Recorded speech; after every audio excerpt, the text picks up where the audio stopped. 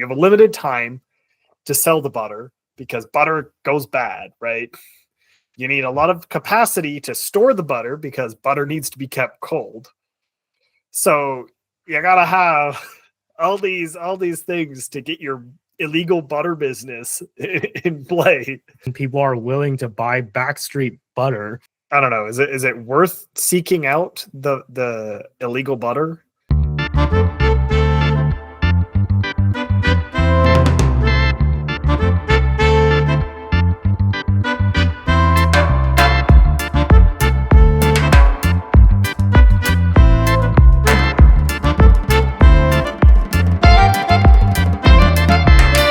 So welcome back, everyone. I don't even know what episode we're on. I think this is 43. But in any case, we have a full house tonight. So we're going to go through a variety of topics. But before we jump into tonight's show of Zillennial Money, let me pass it off to the guys for a brief intro. For sure. So as per usual, what's up, everyone? My name is Dominic, and please be sure to leave a like, comment, and subscribe to this channel, as well as our clips channel, and let's go. Hey guys, Tristan here. We've got a packed show for you as always. Lots of good stuff here. So look forward to that. Hey guys, it's Zillennial here. Happy to be back. Excited about our conversations for today. So why don't we not waste any more time and jump right into it? So I promised that we would stop talking about politics once the election was over, but that was actually a little bit of a lie but I have an excuse for it. Okay, so Zillennial was not here for both the pre-election final episode, the special pre-election episode, or the post-election post-mortem. So he did not get a chance to opine on what happened on the election. So I will give him that opportunity. So maybe just take the next 5 to 10 minutes. And, I think you've seen the last week's episode and maybe a few clips before that where we talked about various topics on, why do you think Trump won? Where did the Democrats go wrong? Anything, any and all things that you thought of during and after the election. I would love to hear what your opinions are on everything that just happened with regards to the election. So let me pass the mic to you. I don't think I have 5 minutes to fill. I did listen to your episode last week and I did talk to you guys. So we all kind of agree on the general factors that led to it. I think in the end, it was kind of like the voters did have a bit of buyer's remorse for the Biden campaign. I think one thing to mention is the Biden kind of sold himself as back to normal, but he ended up being like a fairly far left president. It seems like he was being forced in a certain side by like parts of his party, but like the way he approached like tech, the way the unions kind of attacked Elon Musk, like the rumor is the unions encouraged the Democrats to attack Elon through legislation. And I think that like a lot of the Democrats kind of like dirty political moves just backfired on them. There's a lawfare against Trump. There was a lawfare against Elon. That one really backfired. I would say the biggest winner of the election was actually Elon Musk because they went after him for his Twitter purchase, the EV situation, using lawfare against SpaceX. There's numerous examples of how he was relentlessly attacked by the Democrats, and he kind of said, "Okay, you guys want to start a fight? I can have a fight." And I think that Elon got Trump elected. I think he was the biggest factor. Beyond that, a lot of it comes down to the Democrats' own incompetence. I think the Biden administration just did a poor job managing the economy. Some of it was bad. Some of it was not necessarily purely their fault. There were systemic issues at play, but the inflation really hurt them. I think a lot of the disconnect in the media between like the polls and Polymarket, I forget the guy's name off the top of my head, but we discussed them in the last podcast. How I think that one of the important parts, Andy, that you made in the last episode was that his model actually worked. It's just that his interpretation of like the economic data and the foreign policy data and all that stuff was just the wrong interpretation. And I think one of the things it came down to is that this election really showcased like if you're on new media, Internet X, or if you're on old media, your opinion on reality is different, and a lot of people who were presented with constant, what I would call propaganda media from like the corporate traditional media, were living in a different reality. They were attacking people for even posting Polymarket. I got in a few like arguments with people posting it in group chats and stuff. People were just really upset about the idea that Polymarket was accurate and ended up being accurate. And I think it was a kind of a proxy for what's changed in the media landscape, and that like, and Elon said it himself when he said that like you're the media now, and I think there was a pretty major shift in the media landscape and how people get information in the last 8 years, but especially in the last 3 to 4 years. And I think it shows based on people's reaction to the election and just basically the general expectations the Democrats had in the days going in. They were actually really confident the last 5 days of the campaign, and now have to face this shock where the entire American electorate has turned their backs on the Democratic Party on all levels, but you're talking about all levels of federal government, but even in state government and a lot of other ballot measures. And that's basically my my general view on it.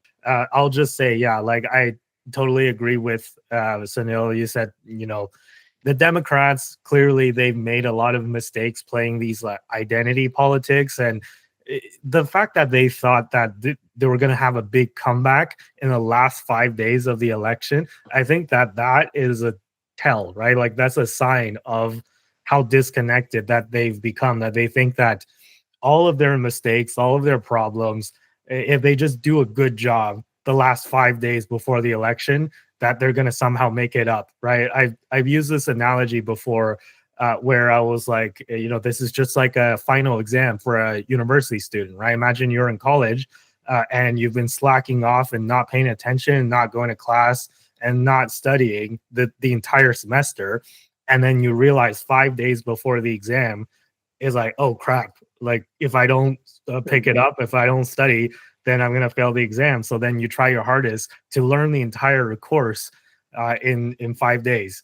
Right. Maybe some people could do it, but chances are like 95% of people, 98, 99% of people probably don't have that ability. Right. So I felt like that's what the Dems were trying to do. Right. Yeah. Sunil. And I also think it was like I didn't mention Kamala in my rant because I don't think it was just, and I think it was about the Democratic Party. I think they have an agenda that's not in touch with the working class population. You can see it in the numbers and in terms of how many like wealthy people vote Democrats versus like working class people are now basically Republicans, at least for the last few election cycles. So it's not even about Kamala. It's just the American people are turning their backs on the Democratic Party agenda like wholeheartedly. And yeah, like even like visually, like in the world, like we see a little of this in Canada, but I've seen it in the US. I visit often actually. And not one Democrat in the entire election race was talking about like the opiate crisis or the homelessness crisis. All they were talking about, and they were just talking about identity politics, like usual, and saying like Black voters are going to get special loans, and we're going to protect Black voters from Bitcoin. These like condescending ways of communicating with their identity politics groups. So I think they just kind of lost touch with the reality of the electorate, and they don't have any connection with normal people anymore. And I think that the Democratic Party used to pride itself as something like the party that was connected to the grassroots, but it's actually not a grassroots party anymore. It's very top-down activism. It's very much professors and academics and professionals kind of dictating the politics that are supposed to be the activist politics. One thing that Kamala Harris said that I actually agree with is that we need to turn the page. Except when she says turn the page, I don't think she's thinking of the exact same page that I'm thinking. So when I say turn the page, I agree with her that we do need to turn the page, and we need to turn the page on the Biden-Harris administration. And she also said we're not going back, which is also true. So American voters, I think, have overwhelmingly expressed their opinion that they don't want to go back to the Biden-Harris administration, that they do want to go back to the Trump years, but they don't want to go back to the Biden-Harris disaster that was the past 4 years. So yeah, again, I understand not everything that has happened was their fault, but if you just look at geopolitics and look at economic policy, there's a lot left to be desired over the past 4 years of their performance, of the Democratic Party's performance. And yeah, I guess I'll leave it at that and not continue to beat this dead horse. Let's move on to our next segment, which I'm sure you guys will be a little bit more excited about. We are actually going to talk about Polymarket a little bit later, but before we jump into that, I just want to spend some time and talk about the Bitcoin mining scene, because we haven't talked about that in quite a bit. I'm an investor in Bitfarms. I got a custom Bitfarms shirt that I am wearing today in honor of this segment.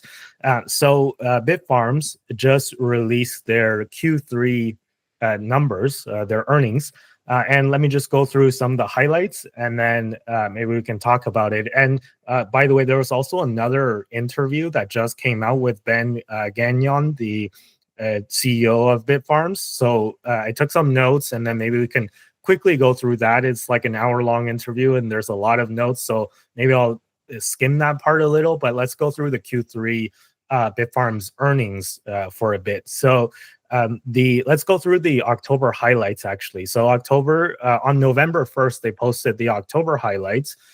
And at that time, as of October 31st, as of Halloween, they reached 11.5 exahash per second, and they reached 10.6 exahash average operational. So I guess they have some machines installed, but they haven't turned everything on yet for whatever reason.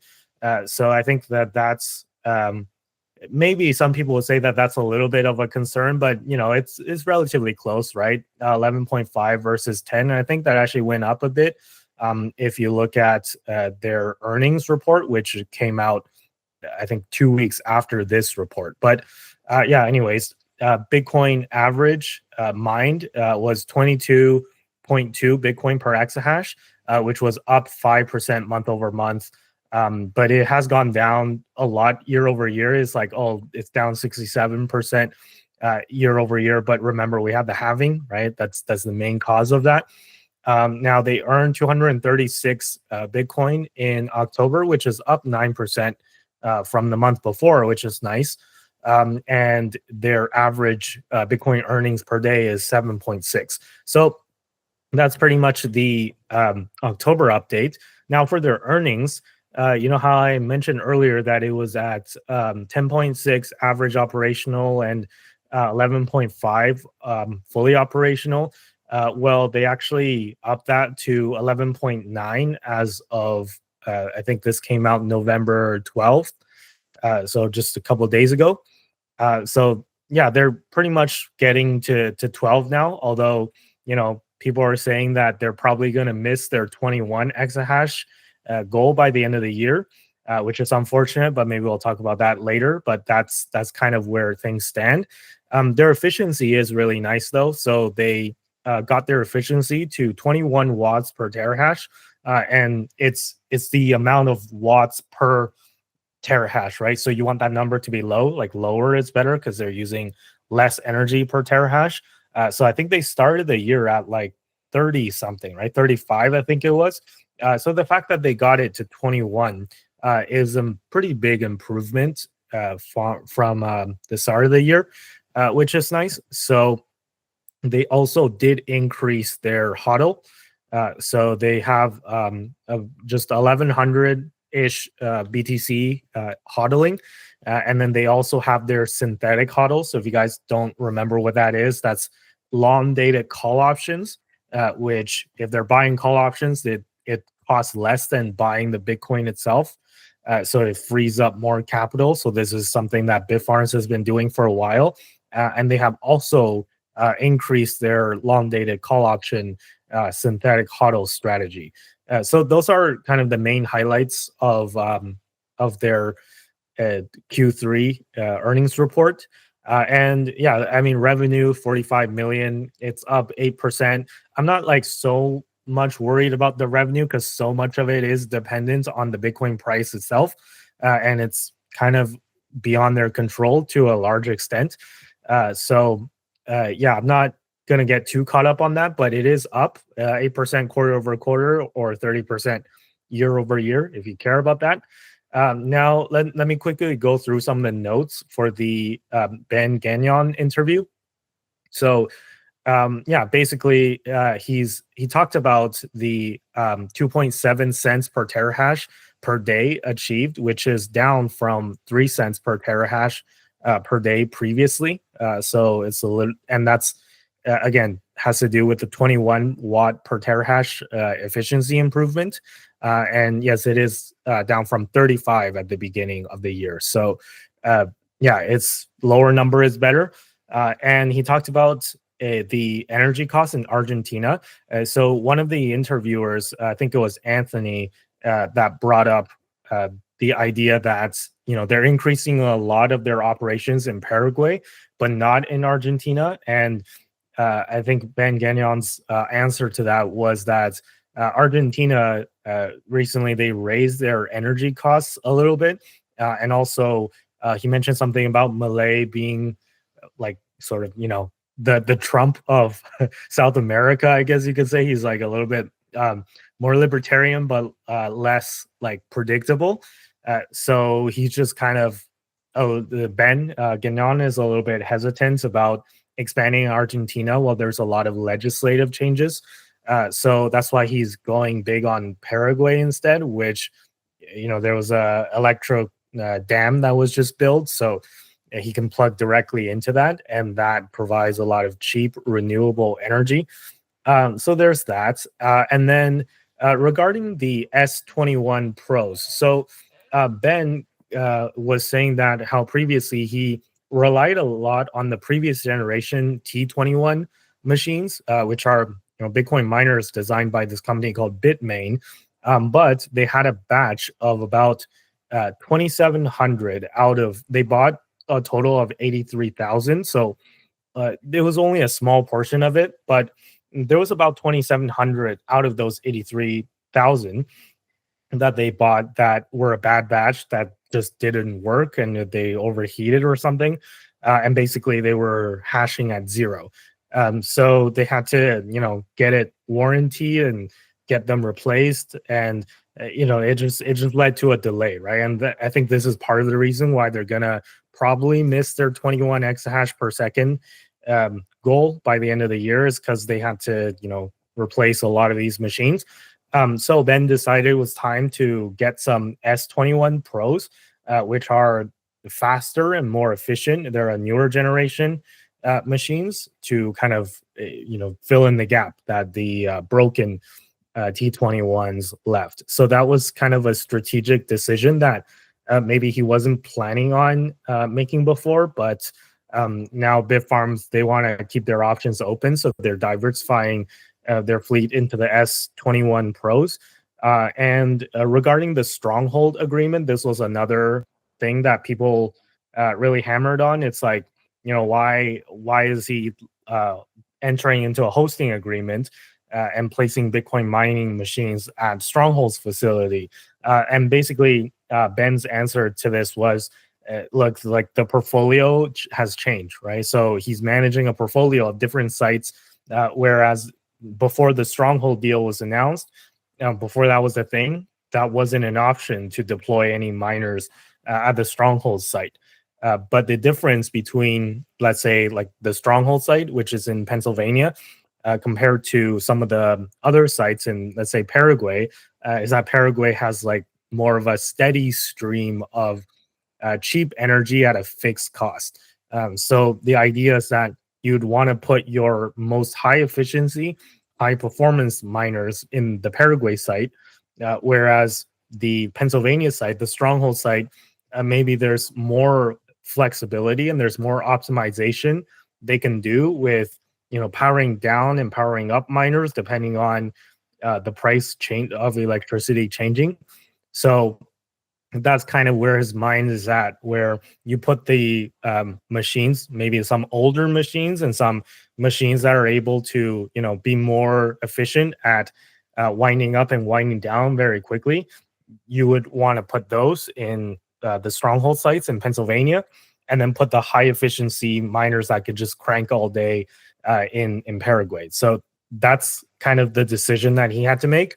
And he's just trying to optimize the different sites.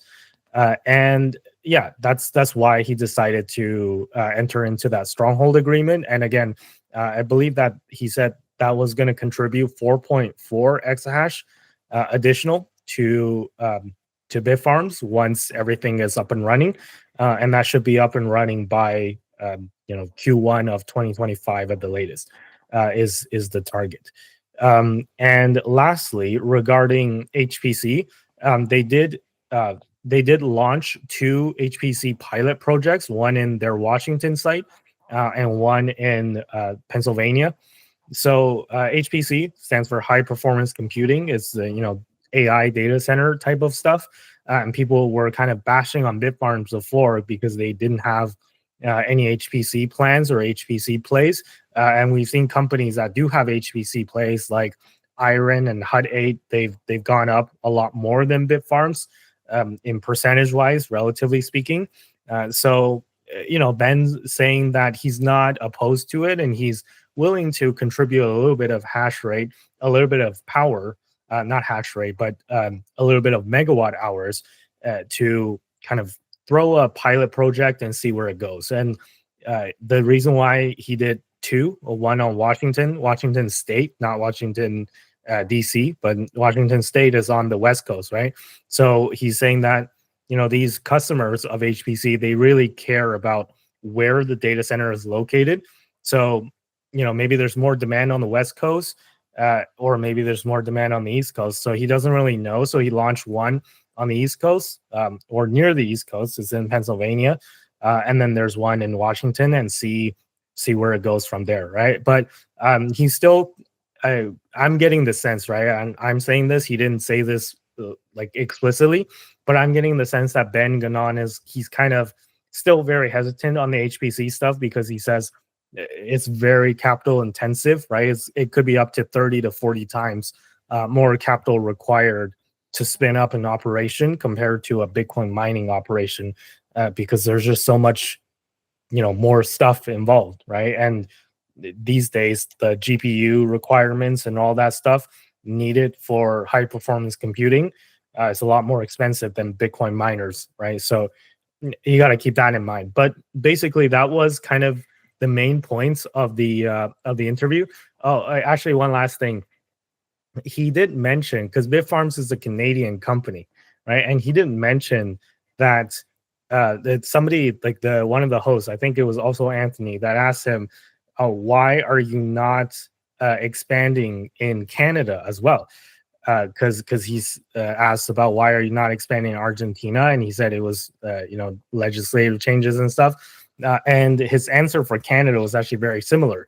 He said that the Trudeau government is very hostile to Bitcoin mining, and that he's not willing to even explore expanding in Canada until there's a change in the administration. He literally said those words. He wants a change in the administration before he's willing to commit more capital. So if you ever needed another reason why we need an election here in Canada, well, there you have it. And then I think it was like, when he said that, Bryce McNally, who's one of the other hosts on the interview, he kind of smiled a bit and he like nodded his head. It's like, yeah, we really need a change in administration. So I think it is a biased crowd, right? Because Bitcoiners are mostly against Trudeau, but I think this is a sentiment that's shared in Canada by a lot of people now. So we'll have to see where it goes. But we're not here to talk about politics just yet. Maybe in another story later tonight. But for this story, for the Bitfarm story, I wanted to get what you guys' thoughts are on everything that I've just said. Everything from their Q3 earnings to their October update to this interview that just happened. And if you don't want to talk about Bitfarms specifically, you can also throw in some of your thoughts on the last few days of just the entire Bitcoin mining market, because it's been quite the wild ride, right? The markets open up big green on Monday, and then Bitcoin kind of kept on going up slowly, and then the miners just dropped like a rock and basically erased all the gains that we made on Monday by now. So what's going on there, and is Bitcoin mining dead? And what are your thoughts on Bitfarms, and what are your thoughts on just the entire market, the entire industry as a whole? So I don't know who wants to take it away first, but feel free. I think Bitfarms is in kind of a weird spot because they said they were going to hit 21, and they basically admitted to it now that they aren't going to be able to meet that exahash goal by the timeline that they'd originally said. And they've got lots of valid reasons for it. But for me, it's kind of like, okay, maybe you should have hedged your bets a little more when you were making the announcement that you were going to hit 21. Maybe you should have said, we're going to hit 18. And then, if you hit 21, great. But now I feel like we were kind of expecting 21, and now we're feeling a little bit let down, right? So I think that is something from a marketing perspective that they definitely made a mistake there. And I think part of that might be that they were looking at other miners who were doing their build outs, who were saying big numbers and seeing all this additional coverage and stuff for them, and they thought, oh, we'll do something similar and have a good time. But they kind of went a little bit too. I think they went a little bit too hard in terms of their expectations. And now they and we are paying the price on their overestimation of how they're going to do, because and to be clear, I am a shareholder of Bitfarms, so that is just to disclose that. But we're looking at a share price that hasn't moved a whole ton to the upside in. At this time last year, I'm pretty sure we were almost at the same price. Like I remember December last year, we hit 450 or so Canadian dollars, and we're still currently at $3 Canadian. So this is not a particularly high gain scenario. It's not like iron or any of the other ones where iron was 3 something this time last year, and now it's $10, and people are still going, oh, that's pretty cheap. So I think that Bitfarms is currently representing an undervalued company, but I think that they've kind of put themselves in a position to be undervalued because of them over what's the word? Overmating and under delivering is really what it comes down to. Yeah, no, but sorry to interrupt. Just to maybe defend Bitfarms a little, and I am wearing the Bitfarms T-shirt, but I am not being paid by Ben to say this. In fact, I'm paying him because I'm a shareholder, and But yeah, anyways, just to defend Bitfarms a little, I just think if you compare them to other Bitcoin mining companies, right? Take Hive, for example. And by the way, I actually also have Hive shares, so I'm not trying to bash Hive, but Hive has not announced major hash rate expansion, and yet Hive stock has been doing better than Bitfarms. So it's like, which one is worse, right? Like, I understand what you're saying, that Bitfarms overpromised, and it seems like they're gonna underdeliver. But at least, even if they promise 21 exahash, if they deliver 17 or 18, yes, they under delivered, but they went from, what is it, like 5 point something exahash to 18, let's just say they get to by the end of the year. That's still like a massive hash rate expansion, right? Versus Hive, they didn't promise anything, so I guess they're not like going back on their promise because they didn't promise anything, but they're not growing their hash rate either, and yet their stock is being seemingly more rewarded by the market. So I just think that's a little unfair, right? But yeah, what do you think, Tristan? Yeah, so I've got some counterpoints on that one. So Hive, for example, they have a significant Bitcoin hodl compared to their market cap. I think that is a large degree the reason why they've been performing better than Bitfarms. If you compare them to a company like Hut 8, which is basically the only thing going for it from a Bitcoin perspective is their hodl size. Hut 8 has also been outperforming. what we would have expected it to do, given that their performance as a Bitcoin miner is frankly pathetic and terrible. So maybe that's a little bit aggressive, but I haven't been particularly impressed with their mining for a long time. But and then with regards to Hive, we also have to remember that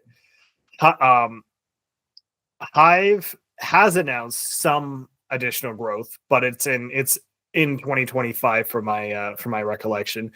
But Hive is it was in a different scenario than Bitfarms, because Hive was undervalued as well prior to like more recent times where it's outperformed Bitfarms.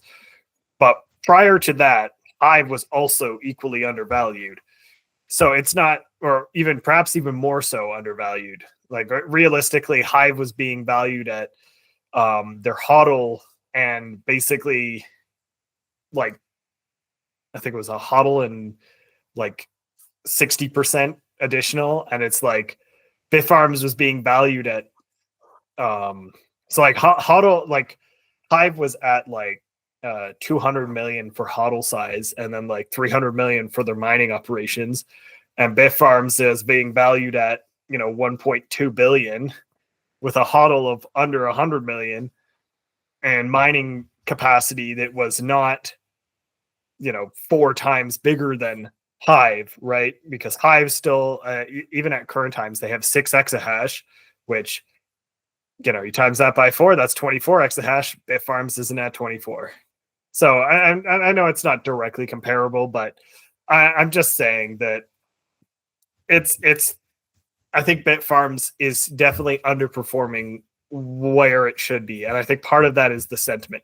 And I think a big issue on that front is the Iron question, because we had Iron and Bitfarms both announced very close together their aggressive growth plans.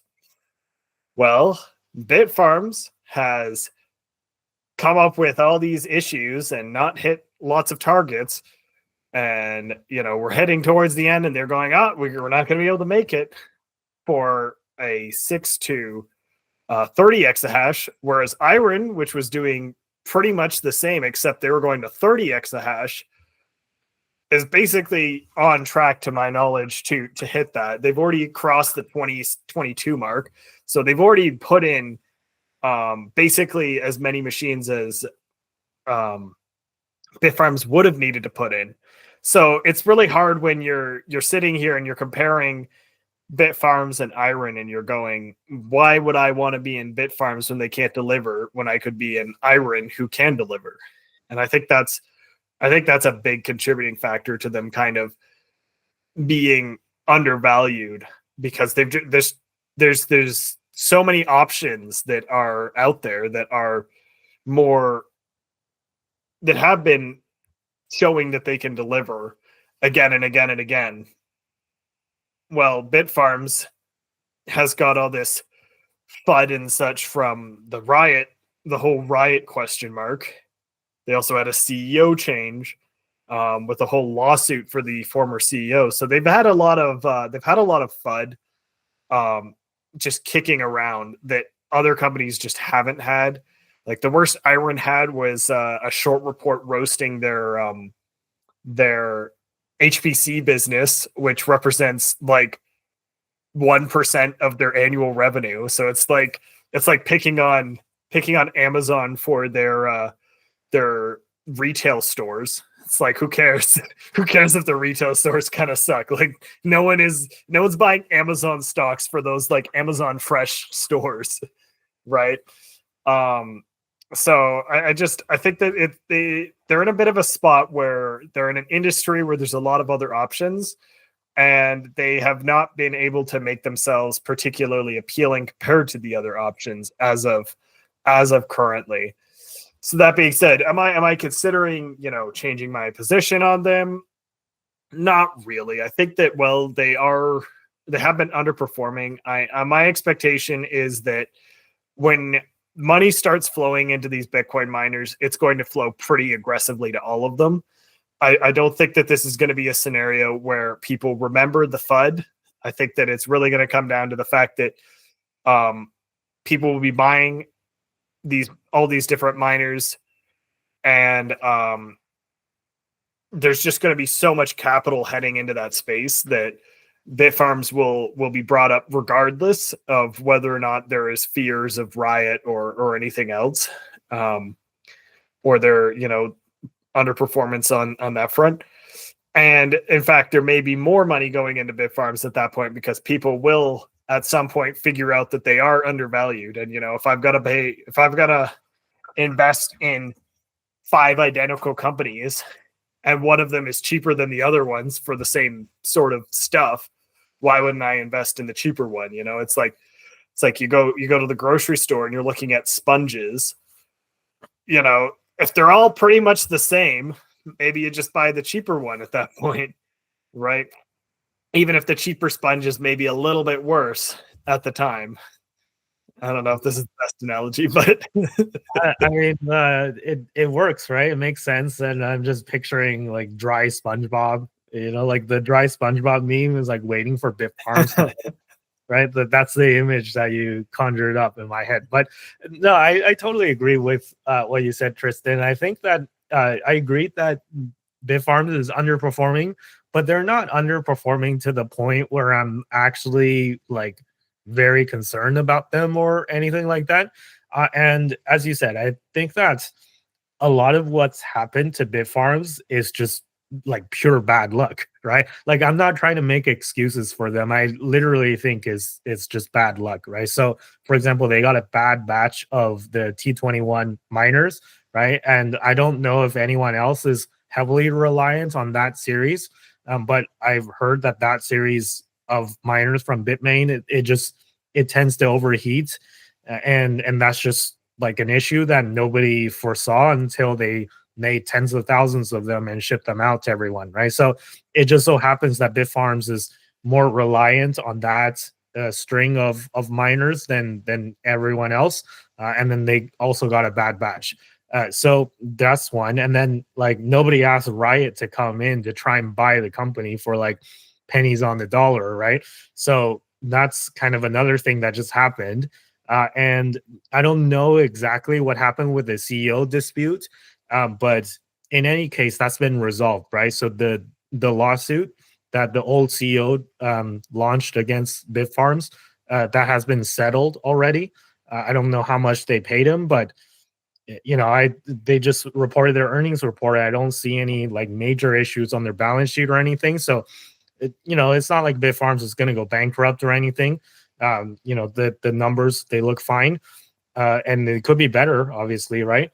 But I don't see any major concerns from like the balance sheet perspective or from, the growth is again lower than what I would like to be from the hash rate perspective, but again, there's a lot of bad news, bad luck that has caused bad news to happen, and I just think that going forward, past performance doesn't indicate future performance, right? So if you flip a coin 10 times, there is a chance that you get 10 heads in a row, but that doesn't mean that you're going to get 10 heads in a row next time you flip a coin 10 times, right? So Bitfarms has had bad luck, but I don't necessarily expect them to continue to suffer from bad luck unless they are, secretly doing something wrong that I don't know about. But things look fine, right? Like their reports, their operational updates have been, sort of B's and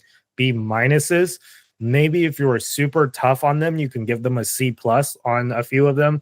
But I can't, like, if you were honest with yourself, I don't think that they have put out an operational report that's lower than a C plus, right?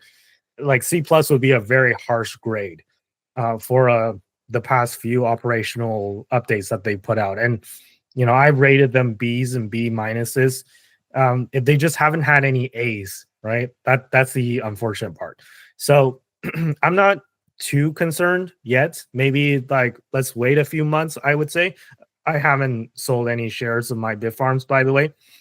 So my plan is just kind of to continue to hold those shares, wait a few months. And again, like you said, Tristan, once the Bitcoin bull market really gets to its mania phase, and I would argue that it's not there yet, then you're going to see capital flow into Bitcoin and Bitcoin mining companies. And at that point, the sentiment might flip, and it might not even matter if Bitfarms is not the most overwhelming, outstanding miner in the field. Like, it's the capital is going to flow in, and Bitfarms is going to be a beneficiary of that, right? But yeah, anyways, let me pass it off to the other guys if you want to add your opinions as well. Yeah, no, for sure. I'll probably just quickly squeeze in here for a bit. I personally think it's funny how even Bitfarms doesn't fully believe in the Canadian government and they need government change in order to be able to pursue it more. I think it's just not them. It's like other people too. But anyway, that's my comments on the whole Bitfarms shenanigans. And I myself currently hold Bitfarms and Hive. I personally can't be bothered to buy Iron or Clean Spark as per example. I think I had Iron before, but I sold that. But I just don't want to pay the 1.5% conversion fee on Simple, and that's just me personally. And to what Andy said too as well, I think if capital is going to flow in the supposedly horoscope Bitcoin cycle in January coming, when supposedly everything's going to be better for us. If Bitcoin's going to do very well, I'm sure Bitfarms will follow suit, even if it's not the top dog. I don't know if this is the right analogy per se, but let's just say Bitfarms is, I don't know, like a Huawei phone or like a Google Pixel. It's not necessarily a Samsung or an Apple, but it's still gonna give you some value in the end. It's that lower grade sponge, as Tristan was saying. It's not like necessarily the most expensive one, but I think in terms of the Bitcoin cycle, if everything projects well and properly, I'm sure we'll be fine buying Bitfarms. And to add to it, it's a lot cheaper to buy. I think Iron's around like $10 as an example in USD. Can't be bothered. Like it's $2 to $3 to buy Bitfarms, and that's so much easier to digest. Although it hasn't been really moving, and I wish it was moving a bit more. It hasn't been moving in a long time. Hive's been moving a lot more. Just for reference, today's November 14, Thursday. But we'll hope and see what happens at the coming days. And yeah, that's all I have to say. Trying to learn it as I've been listening to you guys talk about it. Overall, I mean, I just think it's a super complex business. I've done a little bit of home mining myself, and it's just like trying to figure out what machines to buy and how to make it profitable is pretty complex in general. And the one comment you wrote about how Bitfarms had to make a strategic decision to like move away from S21s to T21s just because of the premium on the price of them. Yeah, the Bitcoin industry is just really complex. And, the kinds of decisions you have to make and the capital expenditure involved in being a miner is complicated. And it's a leverage bet on Bitcoin, just like my MicroStrategy trade. It's really a measurement of like how much Bitcoin can these companies acquire per cycle. So I think that the current price action is just a reflection of the fact that we're not at that like mania stage yet, because you get to a situation where Bitcoin like 2x, 3x, 4x, the economics of a mining company post halving is all of a sudden the economics goes from being very poor post halving to very, very like good economics, because they're just printing digital money and their fiat expenses are relatively flat, so they just start printing Bitcoin at that point, and then their actual Bitcoin stockpile starts to spike, which is why mining companies at a later stage of the bull market are the ones that get the highest premium. So I would expect that the premium is going to come in soon for you guys. I don't think that the trade's going to go against you. And in terms of like the price action, my understanding is that a lot of it has to do with, there was another Bitcoin company, I can't remember its name, Mara Energy or something, that had a bad earnings report, which seems to have affected the entire industry in terms of sentiment. But that doesn't really mean much, because it seems like Bitfarms and CleanSpark just have better management. So I don't think it's gonna. I don't necessarily think that just because one company is having a bad earnings report, that's gonna reflect poorly on every company once the reports come out. And Yeah, so I just think it's about timing. A lot of weird things happen in this market. Like I've seen days where I own a Bitcoin ETF that's like moving the opposite direction as the rest of the ETFs. I've seen days where MicroStrategy moves in opposite directions for the same odd reasons. Like these market makers make a lot of weird moves in the background, and it's kind of hard to know what they're doing sometimes. I would assume that a bunch of Bitcoin mining, and this is just my assumption, my speculation, is a bunch of Bitcoin mining stockholders started to buy like puts or something to like short-term puts to just in case they had a bad earnings report or something. They're just kind of hedging their bets for the corner, is my guess on what's happening. But you never know. It could be market manipulation beyond that. The comment you made about the politics is interesting just because Bitcoin is becoming a geopolitical issue now with the Trump administration potentially opening to become a Bitcoin reserve. So it's like disappointing that we have to wait for a political change in Canada for our political leaders to wake up to the issue, because I think it's a huge opportunity for an energy economy like Canada to get involved in this industry. It's also a very easy way for Canada to ramp up its own stack. Like we can use our energy companies, our electricity companies, we can use our provincial governments can raise a lot of Bitcoin through the electricity companies, and nobody's even talking about it. We sell we like have all this excess electricity in places like Quebec and Ontario, and we actually have to pay like New York State to take it off our hands because we don't know where else where the energy to flow. So like it's very frustrating just watching Canadian like electricity infrastructure not pay attention to this issue.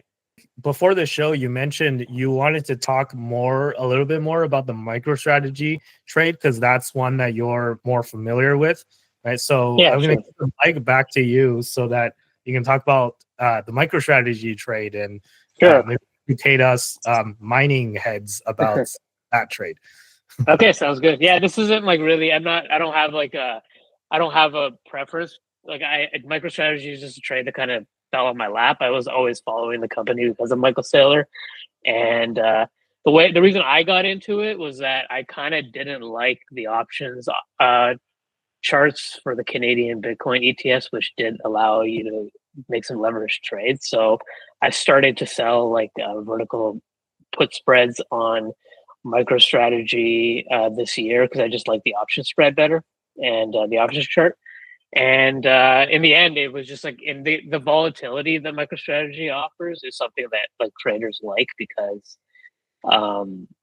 it's just easy to make money off of swing trades. I find generally, if you understand Bitcoin price movements, it's very easy to make money off of swing trades on MicroStrategy. And then recently, I started getting into the leverage product MSTU and MSTX, which has worked out pretty well for me in the last month or so, and being able to increase my paper Bitcoin stack. Generally, the MicroStrategy trade, like the mining trades, is a leveraged Bitcoin play. What's interesting about it is that since they've been making this leveraged Bitcoin trade, MicroStrategy is the top performer on the stock market. It's beating the S&P. It's beating most stocks. It's beating Bitcoin. It's beating DeFi. It's beating all the Magnificent Seven. And this is just based on Michael Saylor taking cash flow from the existing business and buying Bitcoin in the treasury, but also leveraging the existing business through the bond markets and through stock at the market stock offerings to which is generally something that should dilute shareholders and should hurt the share price, but somehow the exact opposites happen. So he's kind of hacked the financial system. I think it's actually very similar to a Berkshire trade because Berkshire is a company that often trades at a premium to its net asset values. So a lot of people comment on MicroStrategy trading at a premium. I don't think it's actually abnormal for any company to trade at a premium to its book values, especially a company that's buying one of the fastest growing assets in the world. Don't forget they have the software side of their business too, MicroStrategy. I know people like to ignore that, but it's worth like $1 billion. Like because MicroStrategy was worth $1 billion before they bought a single Bitcoin. So I know people discount that, but like it's worth something, right? It's cash. It was profitable and it was cash flowing. So. And they use that cash flow to buy a lot of Bitcoin, and then they leverage the market cap to buy a lot of Bitcoin. And MicroStrategy went from being worth about $2 billion and a less than $1 billion enterprise value business and a $2 billion market cap business, and they grew into, by the end of the cycle pre-halving, they were close to about 50 billion market cap, and they had about, at that moment in time, they had about 15 billion in Bitcoin. Currently, the value of their Bitcoin stack is around 25, 26 billion, and the market cap of the company is 75 billion. So it's been amazingly successful, the strategy. And one of the secrets to success is that Michael Saylor has been able to consistently increase the amount of Bitcoin per shares for MicroStrategy. So if you go to MSTR Tracker, there's actually a chart that shows you Bitcoin per share, and it's consistently gone up over 5 years. Not only that, it's consistently gone up at any time series. If you're looking at last 6 months, you're looking at last 3 months, last month, it just consistently goes up little by little. They've done a very good job being able to basically leverage their ability to borrow at 0% on fiat rails, and then take that and buy Bitcoin. So they're leveraging the Cantillon effect essentially, and because they're such a small business, and they don't really have to convince their board of directors, because Michael Saylor has 60% of shares, so whatever he says goes. They're able to acquire Bitcoin at this amazing clip, and literally on a consistent basis have Bitcoin per share go up, which is what is the main contributor to the premium. So, and right now the premium is sitting around 2.8. They've been fairly consistent for the last 6 months in maintaining the premium. It's my personal belief that when this market hits a FOMO, when the FOMO rally really starts next year, MicroStrategy's premium is actually going to go up. And I also believe, and then the other thing that came out of the news last week, because MicroStrategy just had its earnings, is that they're going to offer $42 million, $21 million in the at the market offerings for their stock, and $21 million in debt offerings. I mean billion, right? Billion, sorry. 21 billion in debt and at the market offerings for their shares. So that's a total of $42 billion that they're gonna deploy in the next 4 years to buy Bitcoin. So $42 billion in fiat to buy Bitcoin. It's my belief, and I've been listening to a few random podcasters about this, that they're gonna be able to deploy all of the equity side of that in the next month to 3 months. I think they're gonna be able to do it very fast. I think that MicroStrategy, even though they said this is like a 4 or 5 year plan, I think they're gonna deploy their entire 42 billion in debt and equity in the next 6 months. So I do believe that MicroStrategy is about to buy $40 billion of Bitcoin.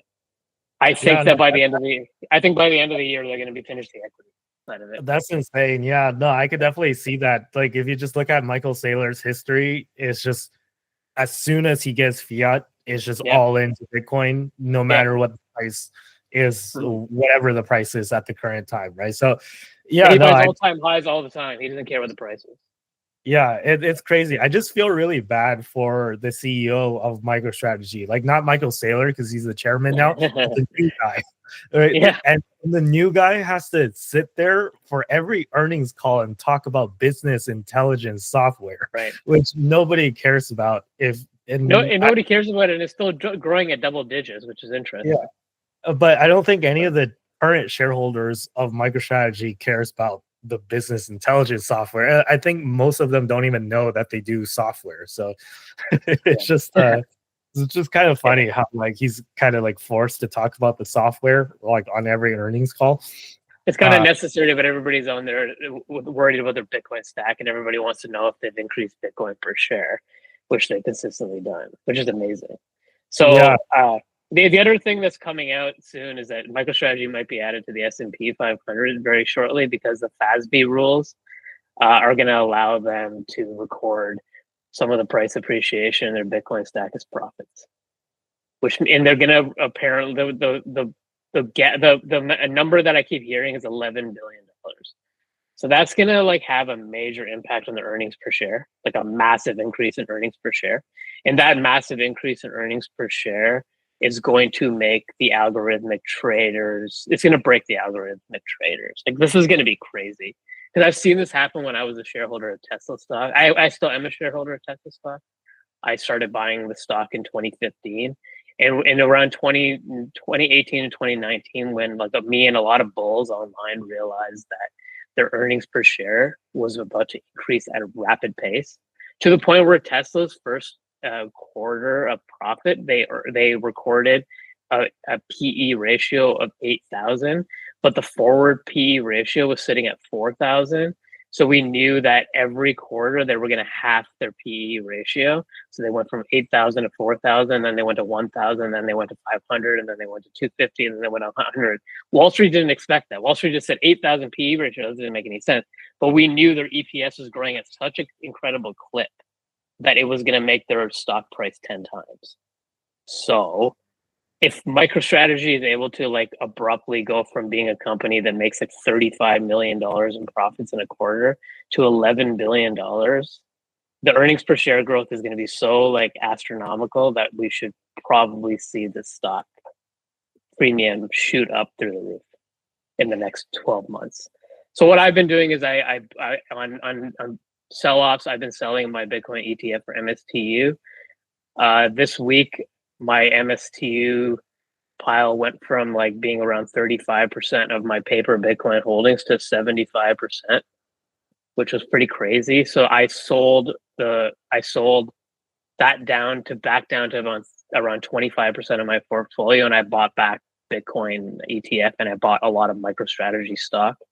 And my general like 6-month plan is to buy as much MicroStrategy stock as I can, close all my MSTU trades, just sit on that through the bull market. And I think that MicroStrategy stock's going to go to above $1,000 per share by the end of next year, if not higher. Yeah, no, I can definitely see that. And the big question is, I think first of all, I think Michael Saylor's found just a life hack, right? You ever seen those life hack TikToks? But this is like the ultimate life hack in the financial market, like on Wall Street. Right? And I'm just, quite frankly, pretty shocked that no other big company has copied Michael Saylor, right? Because if I was Tim Cook, right, CEO of Apple, or if I was Zuckerberg, or if I was just, Bezos, I know Bezos is not the CEO of Amazon anymore, but like, if I was the head of any big company, like these big techs, they understand technology, right? And Bitcoin is technology. So it doesn't make sense that they don't understand them. So why are they not doing the same thing, right? Like, it's just, I don't know, maybe they're just too conservative and too stuck in their ways, but I would definitely do the same thing that Saylor is doing. Maybe you don't need to go like all out like Saylor, like borrow and dilute to buy Bitcoin, but I think Apple's sitting on like tens of billions of dollars, right, on their balance sheet. So why not just take even like a tenth of that and put it into Bitcoin, right? Yeah, I think that they have very conservative board of directors. Like Apple is all about buybacks and dividends and stuff, like most companies are. And I think that like what thing comes to mind is once like Amazon like announced they were going to make a big purchase, but they were going to purchase Flipkart. They were looking to purchase Flipkart in India, which is a big like online retailer. And then I think it was Walmart came in and swooped in and actually took over the deal and decided to kind of steal the deal from Amazon. And Amazon's stock price, when they were announcing that they were interested in the deal, actually shot up. And when it was clear that Walmart was going to win the bid, Walmart's stock price crashed. And I know that everybody's been making fun of him lately, but he made a good point here. Jim Cramer explained that the reason why that happened is that the shareholder base are just very different. They're not, the shareholder base of Walmart doesn't want them to buy e-commerce. They just want them to print money and give them a dividend. They're not interested in expansion. While the shareholder base in Amazon is only interested in expansion. They don't even give a crap about profits. They just want their market cap to expand. So I think the similar type thing happened. Like MicroStrategy, Michael Saylor owns like 60% of shares. He's never sold a share. He can do whatever he wants. Whatever he says goes. The board, he sits on top of the board. He has all the voting rights. So they just do what he says.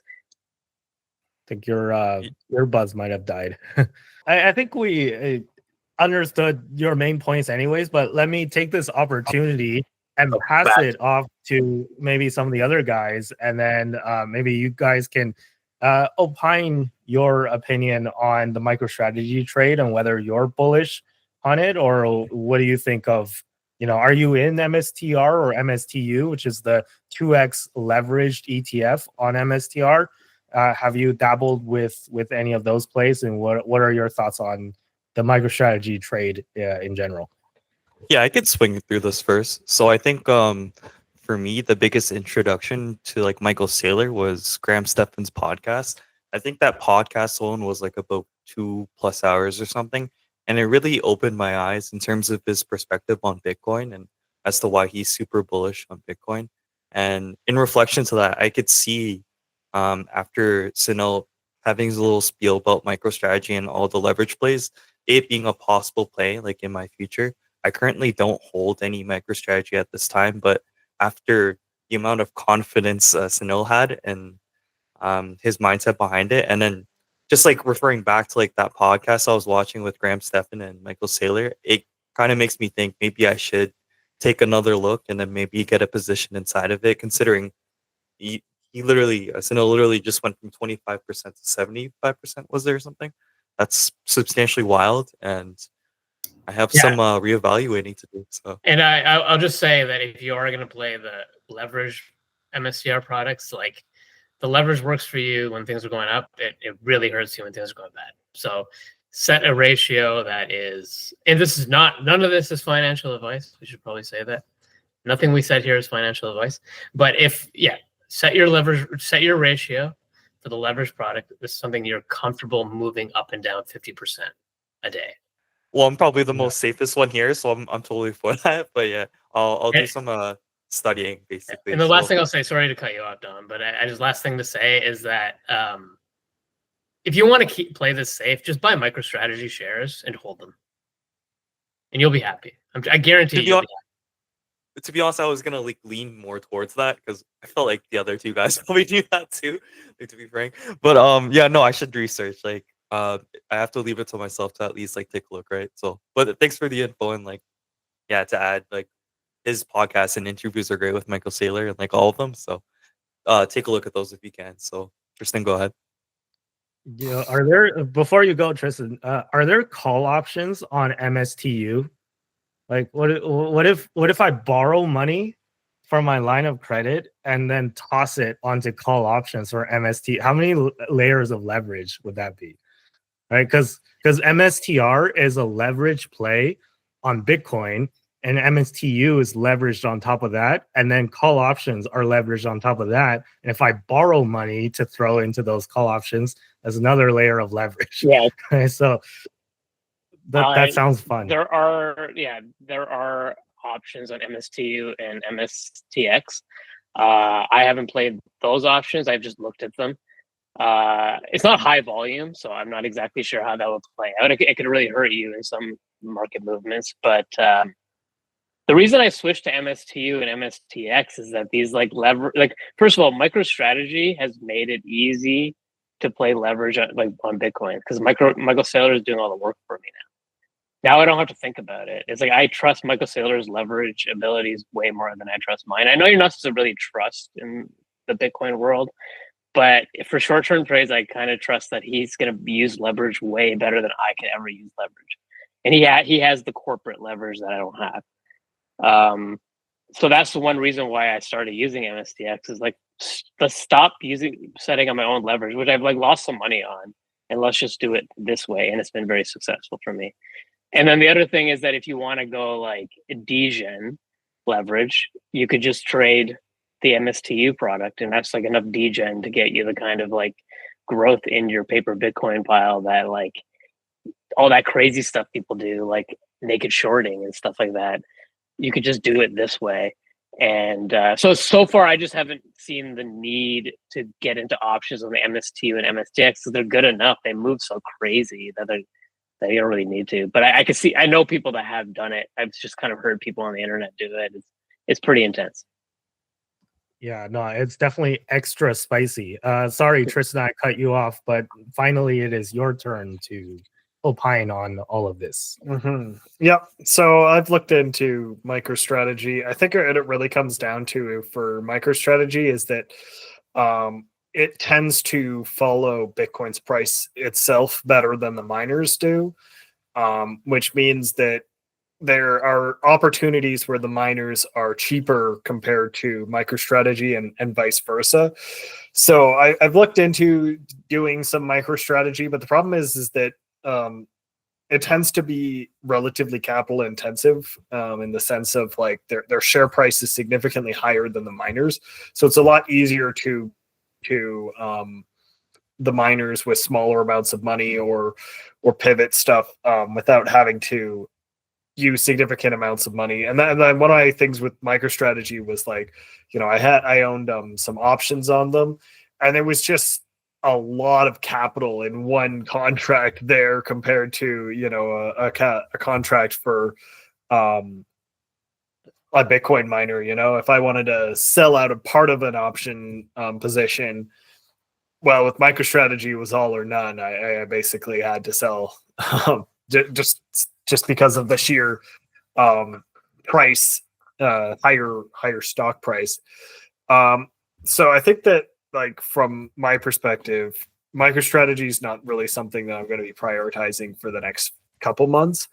It may be somewhere where I park some capital after significant minor gains, where I'm looking to kind of ride out the rest of the bull run with less volatility than the miners provide. Because while MicroStrategy is volatile, the Bitcoin miners are very volatile, right? So from my perspective, I think there's some value on that front, and I'd be willing to try out some MSTU. I'm not opposed to that route.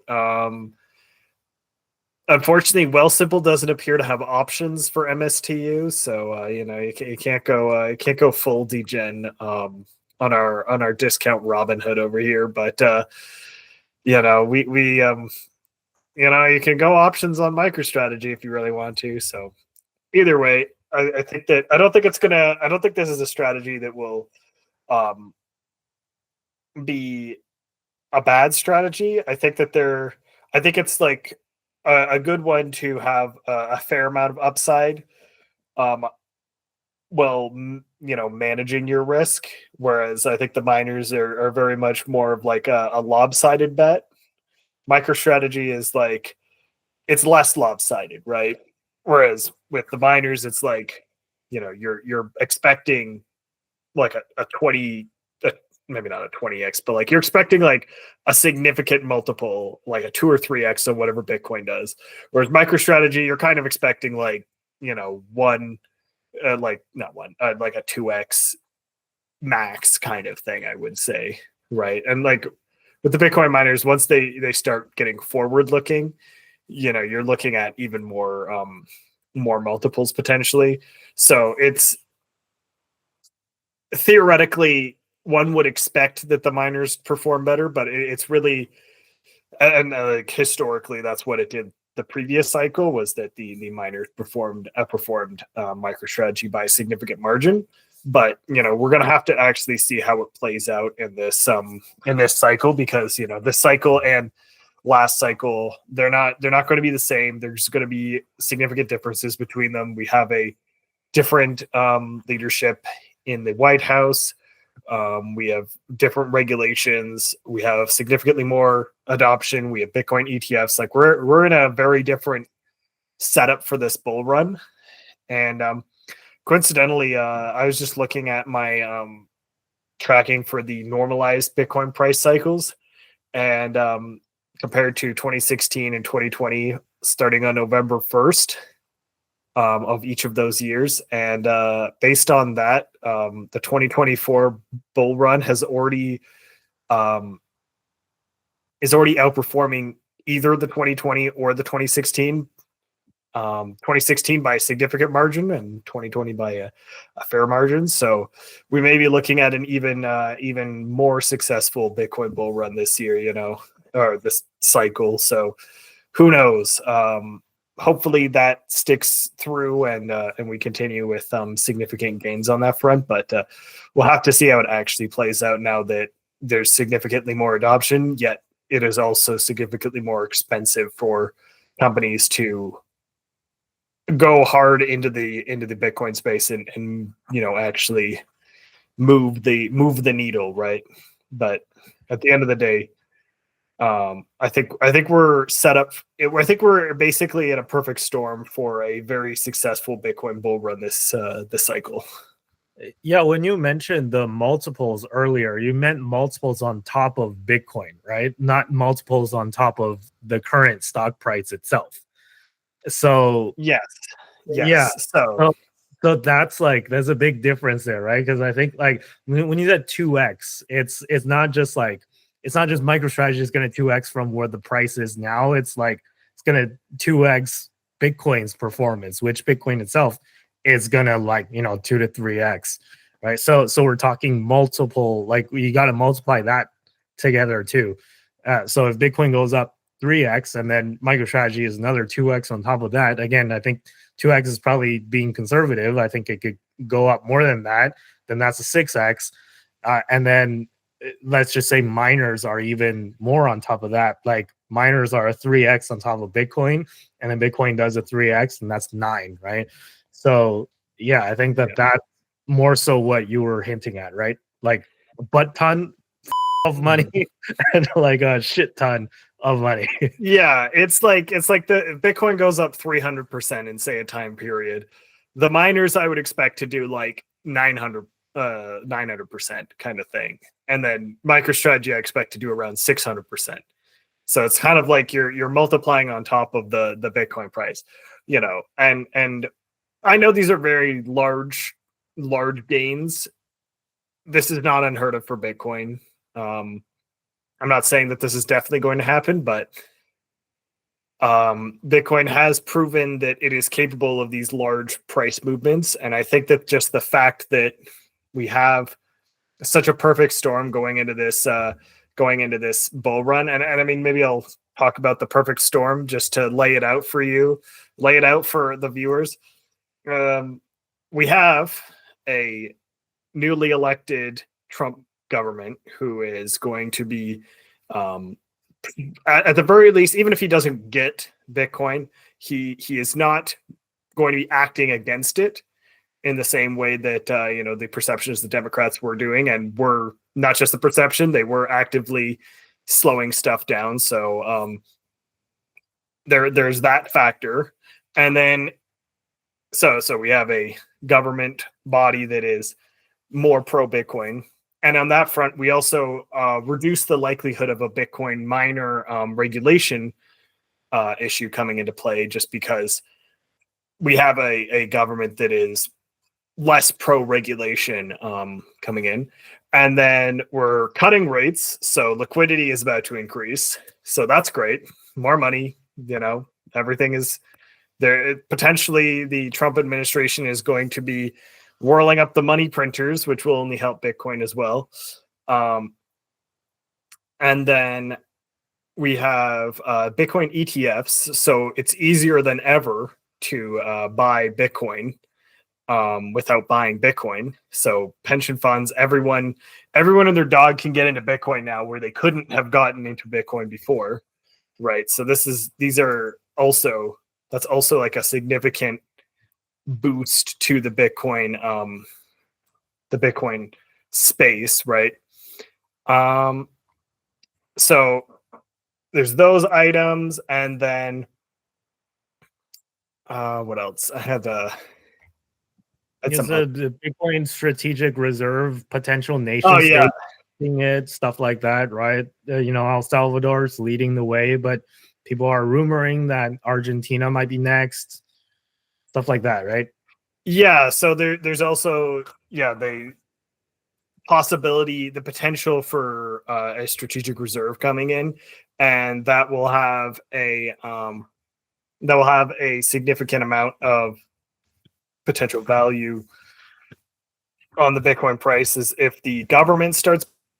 And then we also have to remember that Bitcoin itself, the halving has cut the amount of Bitcoin that's being generated, right? So every day there is less Bitcoin for sale than there was, even like a year ago today, right? So this fact alone means that if you or I want to buy Bitcoin, we're gonna have to convince someone to sell it to us, and the people who are selling it, aka the miners, well, they're generating less of it, so they're gonna want a higher price to sell it to you, right?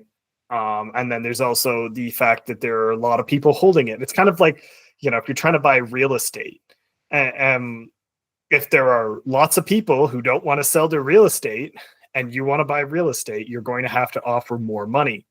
And that's really what it comes down to, is that we're going into basically a perfect storm where everything is kind of in favor of Bitcoin doing really well this cycle.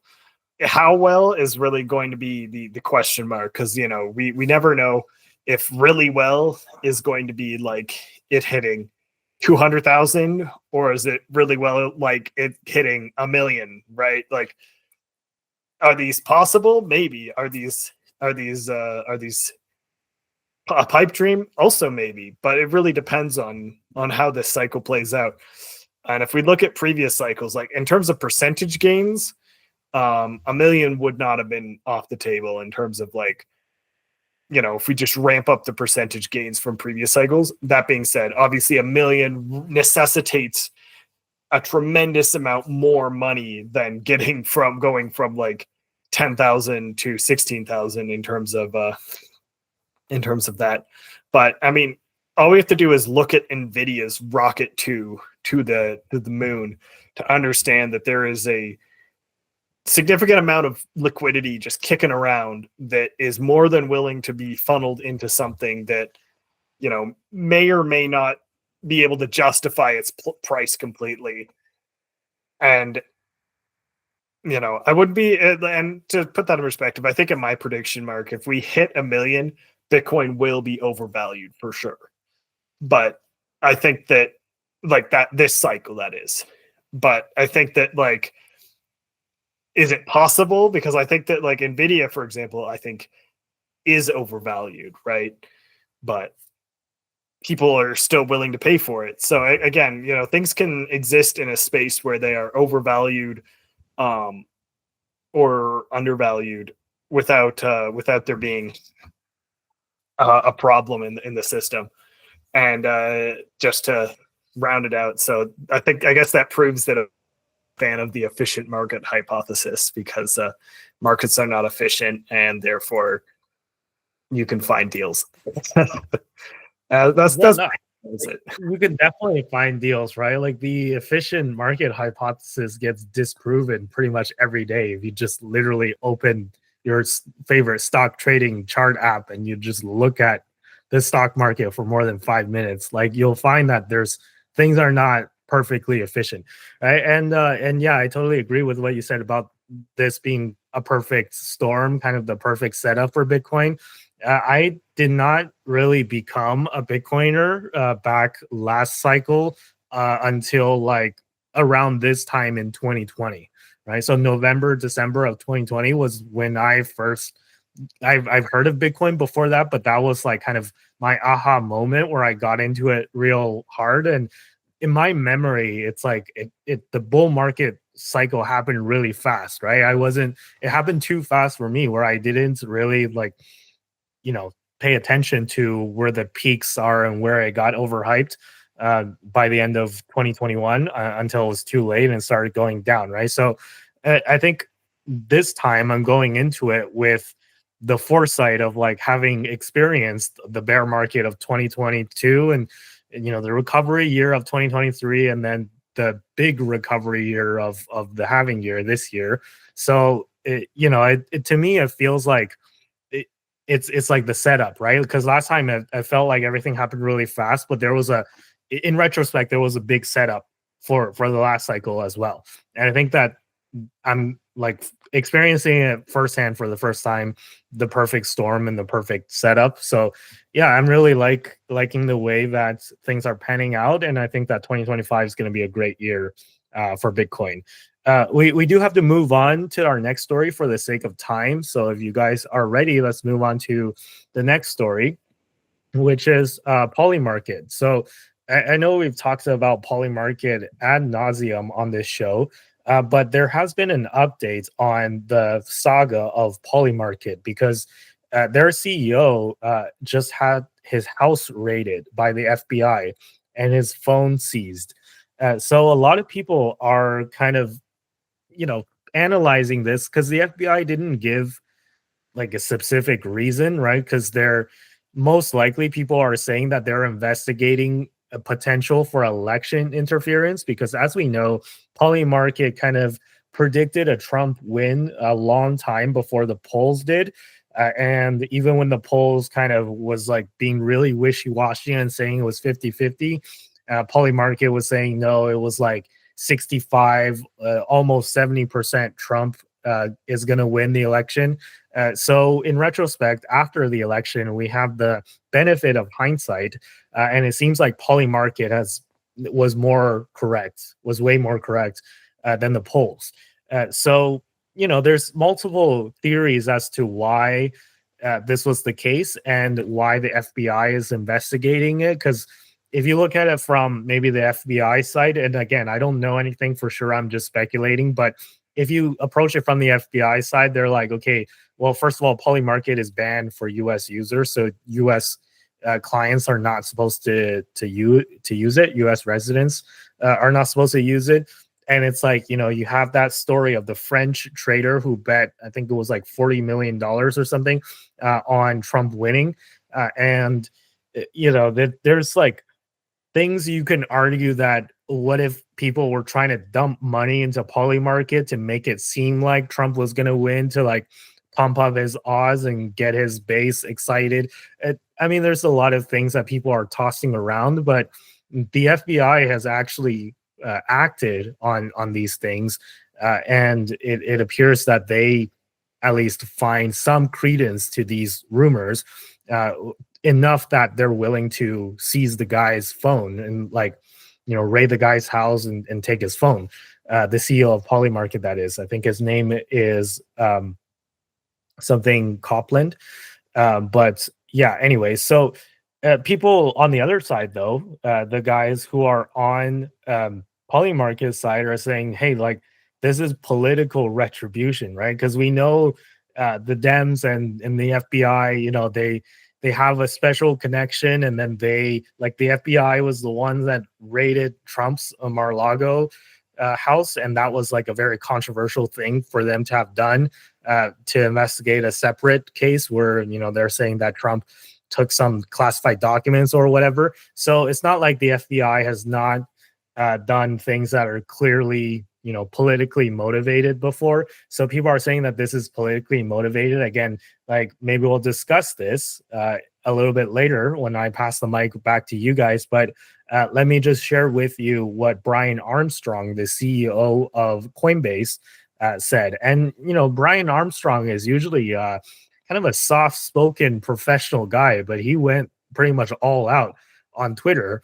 And he posted, it's like, WTF is wrong with this administration. So he's coming at it from the perspective, it's like the Democratic Biden-Harris administration did this for sure, like 100%. That's what he's implying, right? It's like, WTF is wrong with this administration. This will backfire, and they just made Polymarket even more powerful.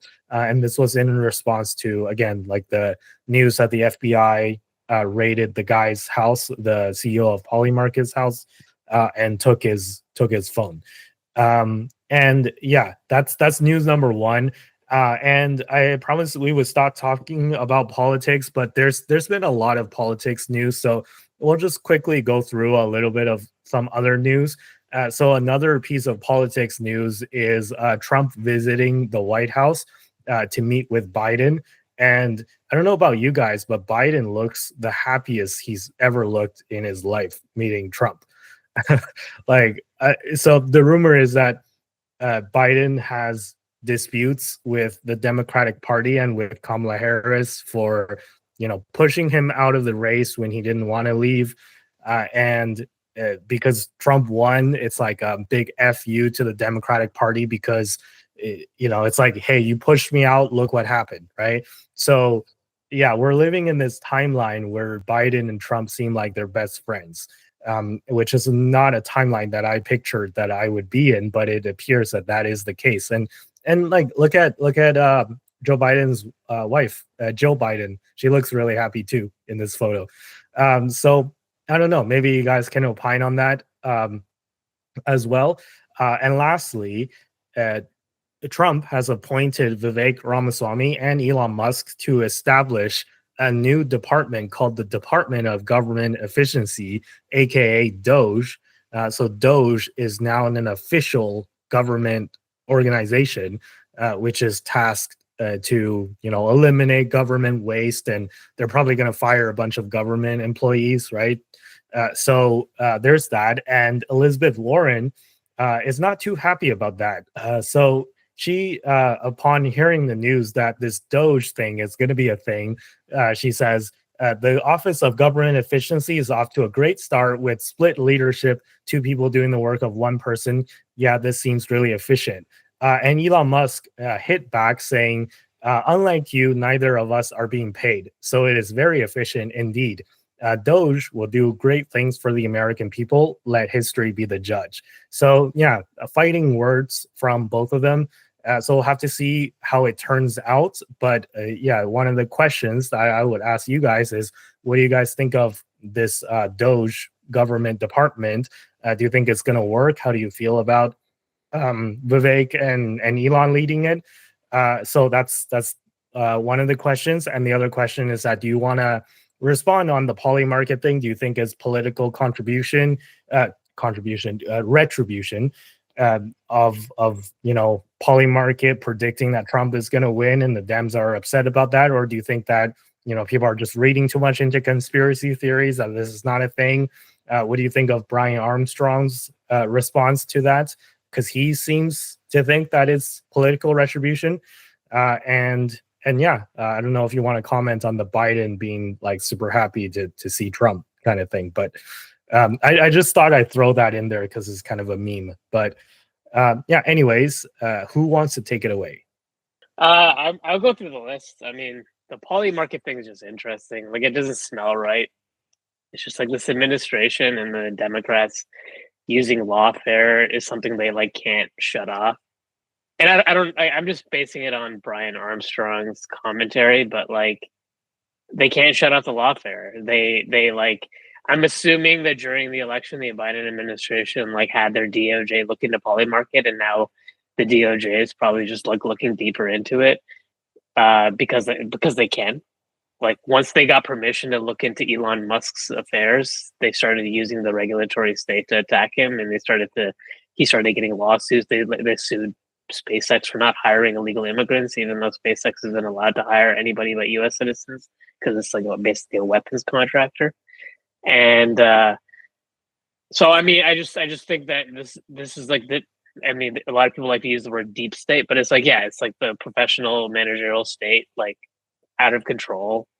I assume that Polymarket, they're gonna probably give them like a slap on the wrist or some kind of fine for like allowing Americans to be on the platform, because like Americans found a way around like by using VPNs and DeFi and that kind of stuff.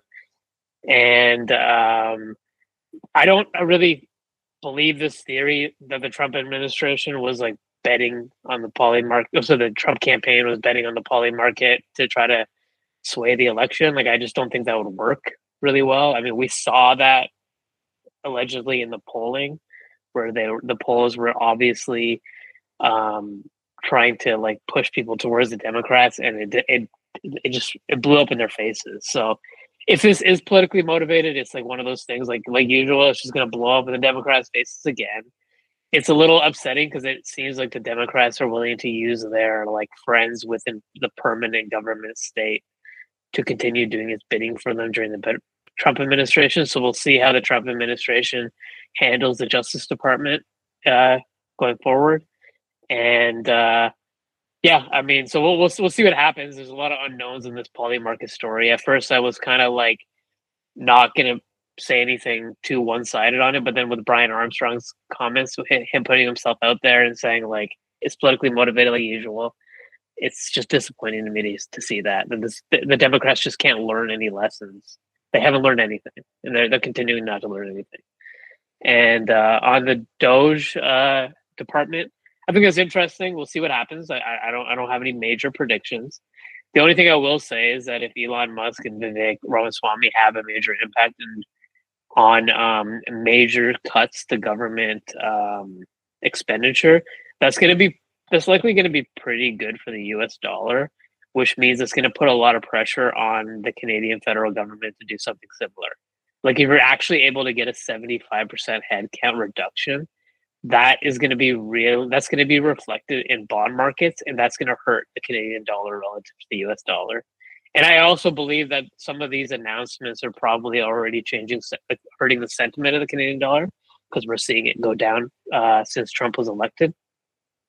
So it'll be interesting to see if Vivek Ramaswamy and Elon Musk can have a impact on the United States federal government, which is grossly overfunded and is mostly just waste. And I think that's true for a lot of Western governments these days. And I think that we're in need for retooling, and this might be the retooling that is needed.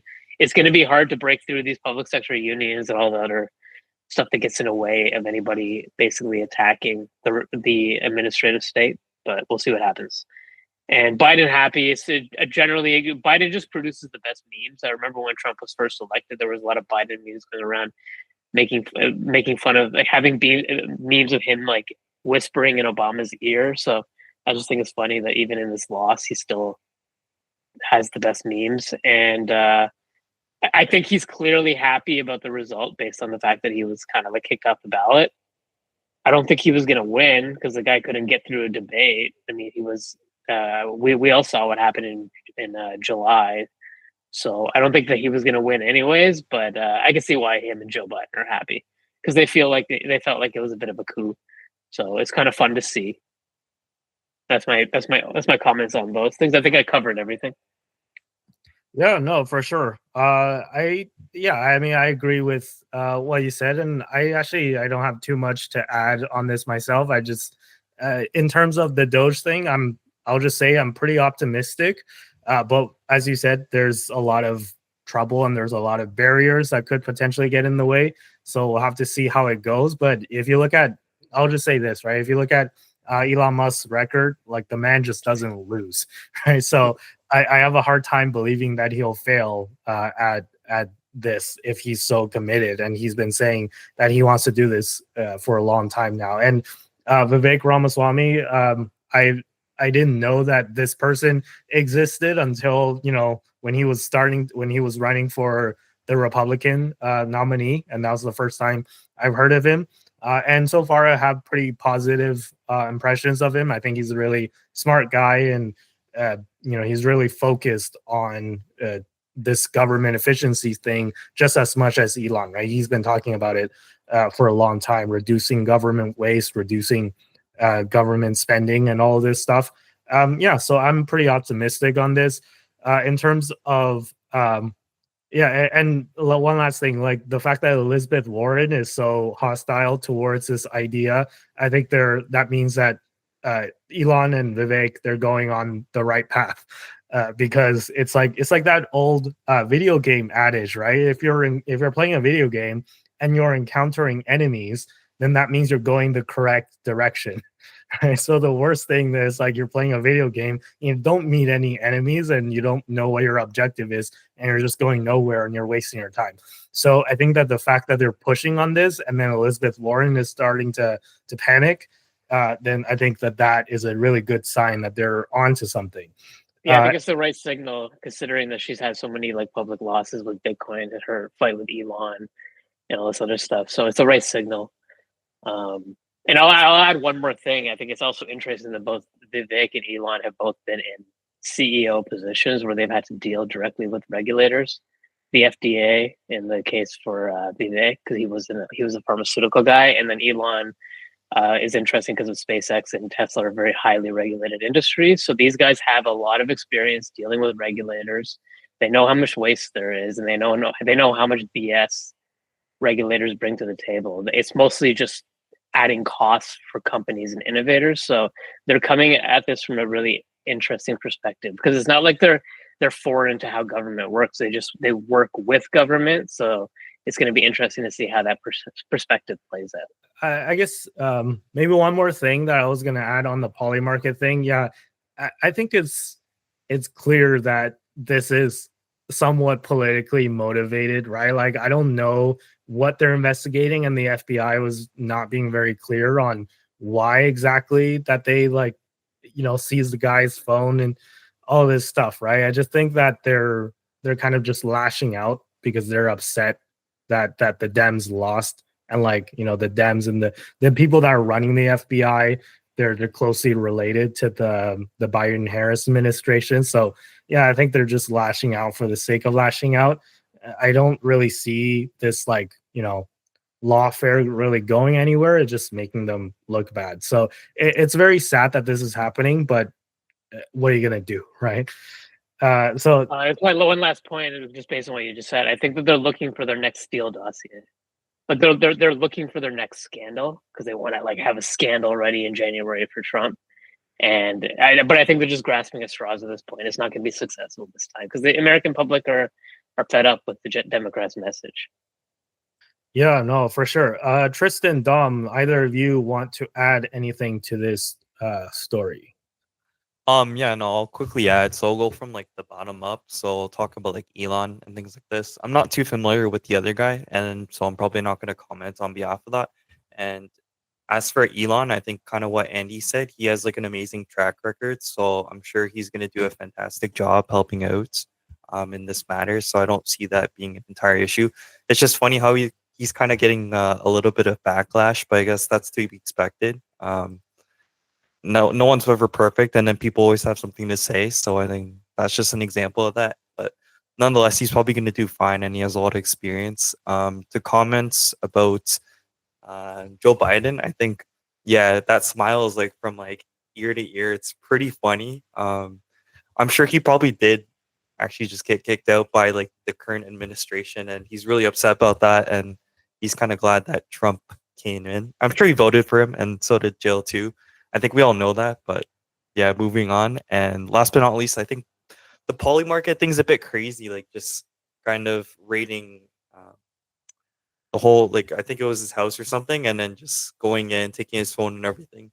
It doesn't seem like really, quote unquote democracy to me. It seems a bit like they're just trying to like get something out of like the results of like what happened. And I think the American people kind of speak for themselves and have voted for Trump. It didn't even seem like it was just Polymarket. I think there was a lot of other contributing factors to as well. So for that, I think this is just like too much on the matter. I don't think it was necessarily the correct or right thing to do. And I don't know if this is going to work well for the party on the left, but it is what it is. And yeah, that's basically all I have to say. So I don't know if that was the play, this Polymarket situation. Yeah, no, it makes sense. Tristan, would you like to add your thoughts on this? Yeah, I on the regards to the Polymarket thing, I think that if this is actually politically motivated, I think that that's clearly a very bad thing from my perspective. It just seems like overreach by the FBI on that front. But again, I don't know if we have all the details on what exactly is going on that front. So it is possible that there is real issues going on that need to be resolved, but it's not a great look is really what it comes down to. It right now is like, we're from the outside looking in, we're kind of looking at this going, why are you doing this really?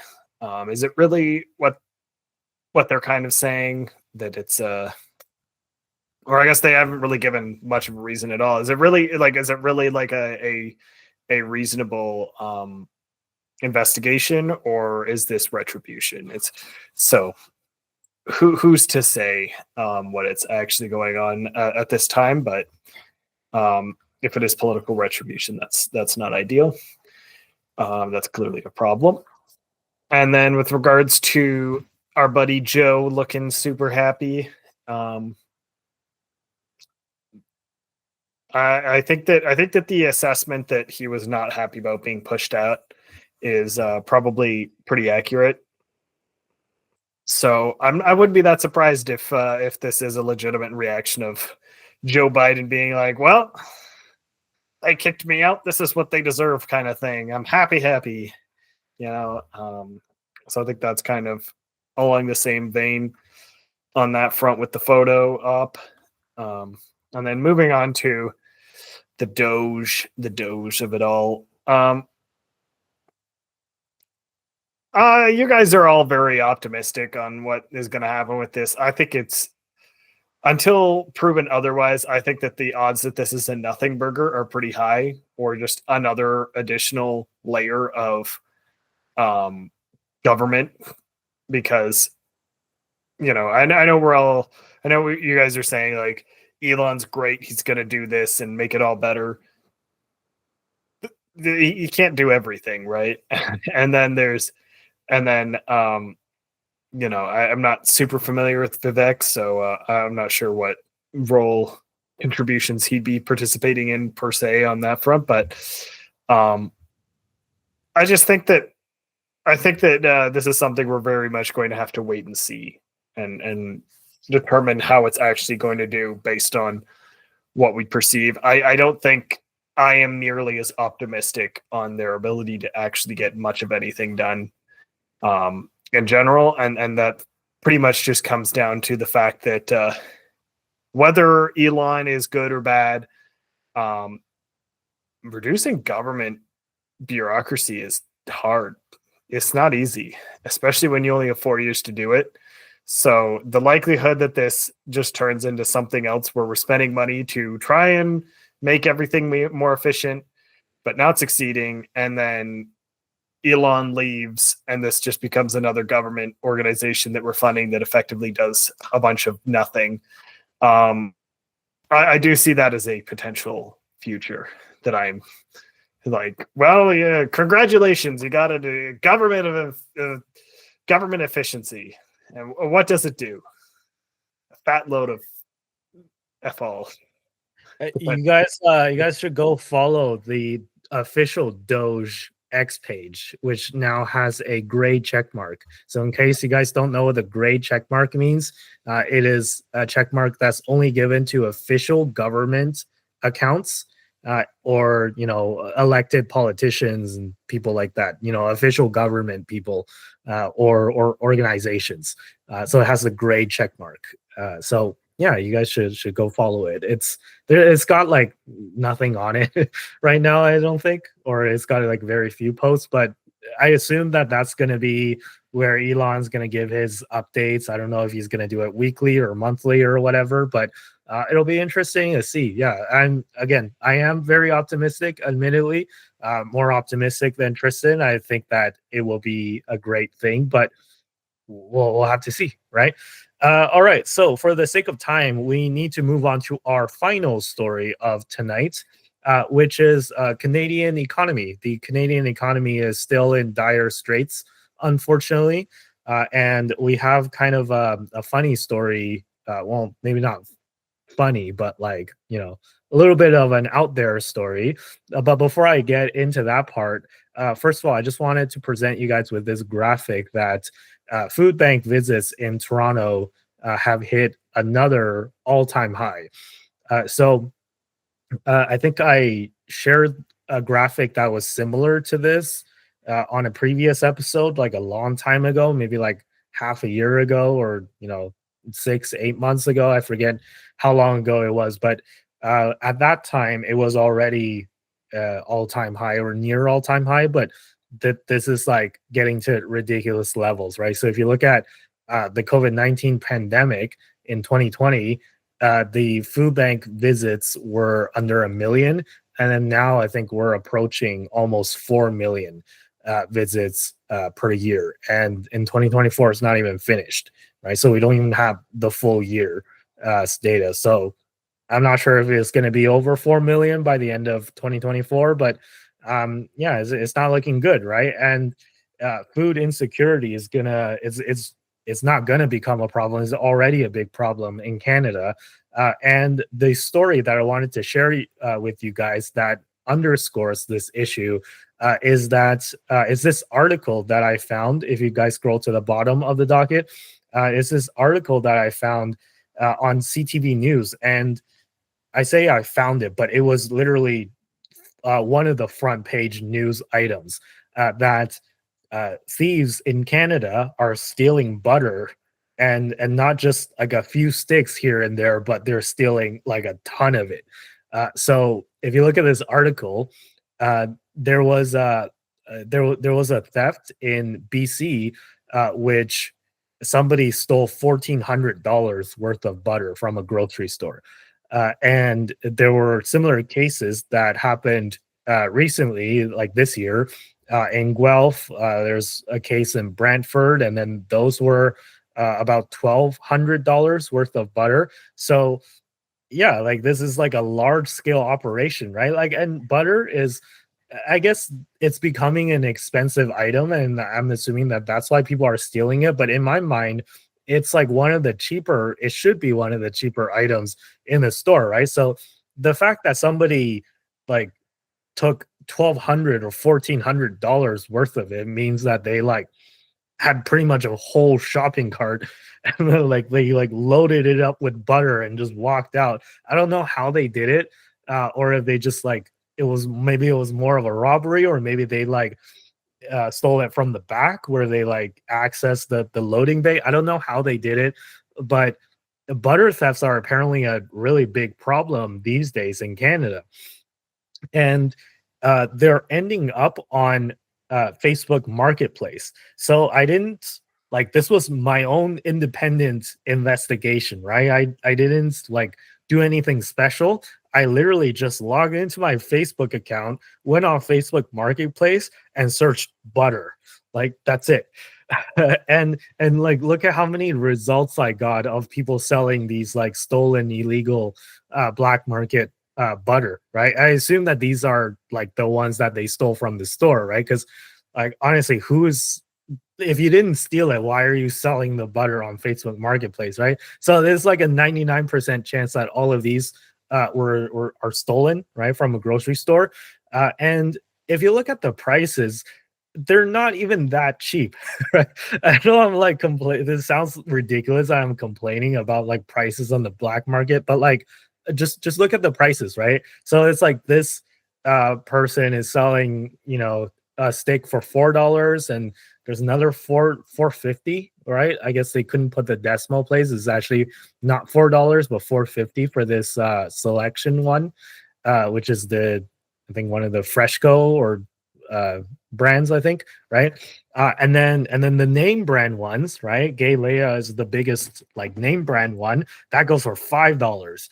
And I had to look on my there's an app that's called Flip. I'm not sure if you guys used it, not sponsored. I just love using it. They have all the flyers and stuff. I went on Flip and I looked at the price of butter at just the regular grocery store at like No Frills, I think it was. And it was around $6 to $7 for a stick of butter. So the fact that they're selling it for $5, meaning that if you want to buy like Service Ontario parking lot butter, that's only $1 or $2, at most $2 cheaper than just going to the store.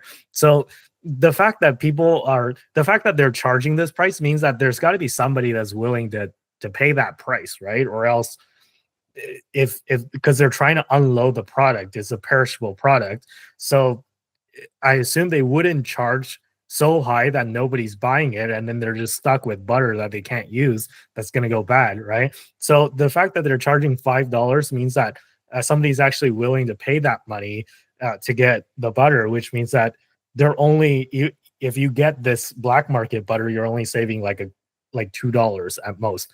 But I think it goes to show, the point is, it goes to show that the Canadian economy is doing so badly that people are willing to go to like a random parking lot and buy butter from God knows who that's stolen from a store like 3 weeks ago to save like $2, right? So I mean, maybe you guys would dispute that conclusion, but this is the kind of conclusion that I've drawn.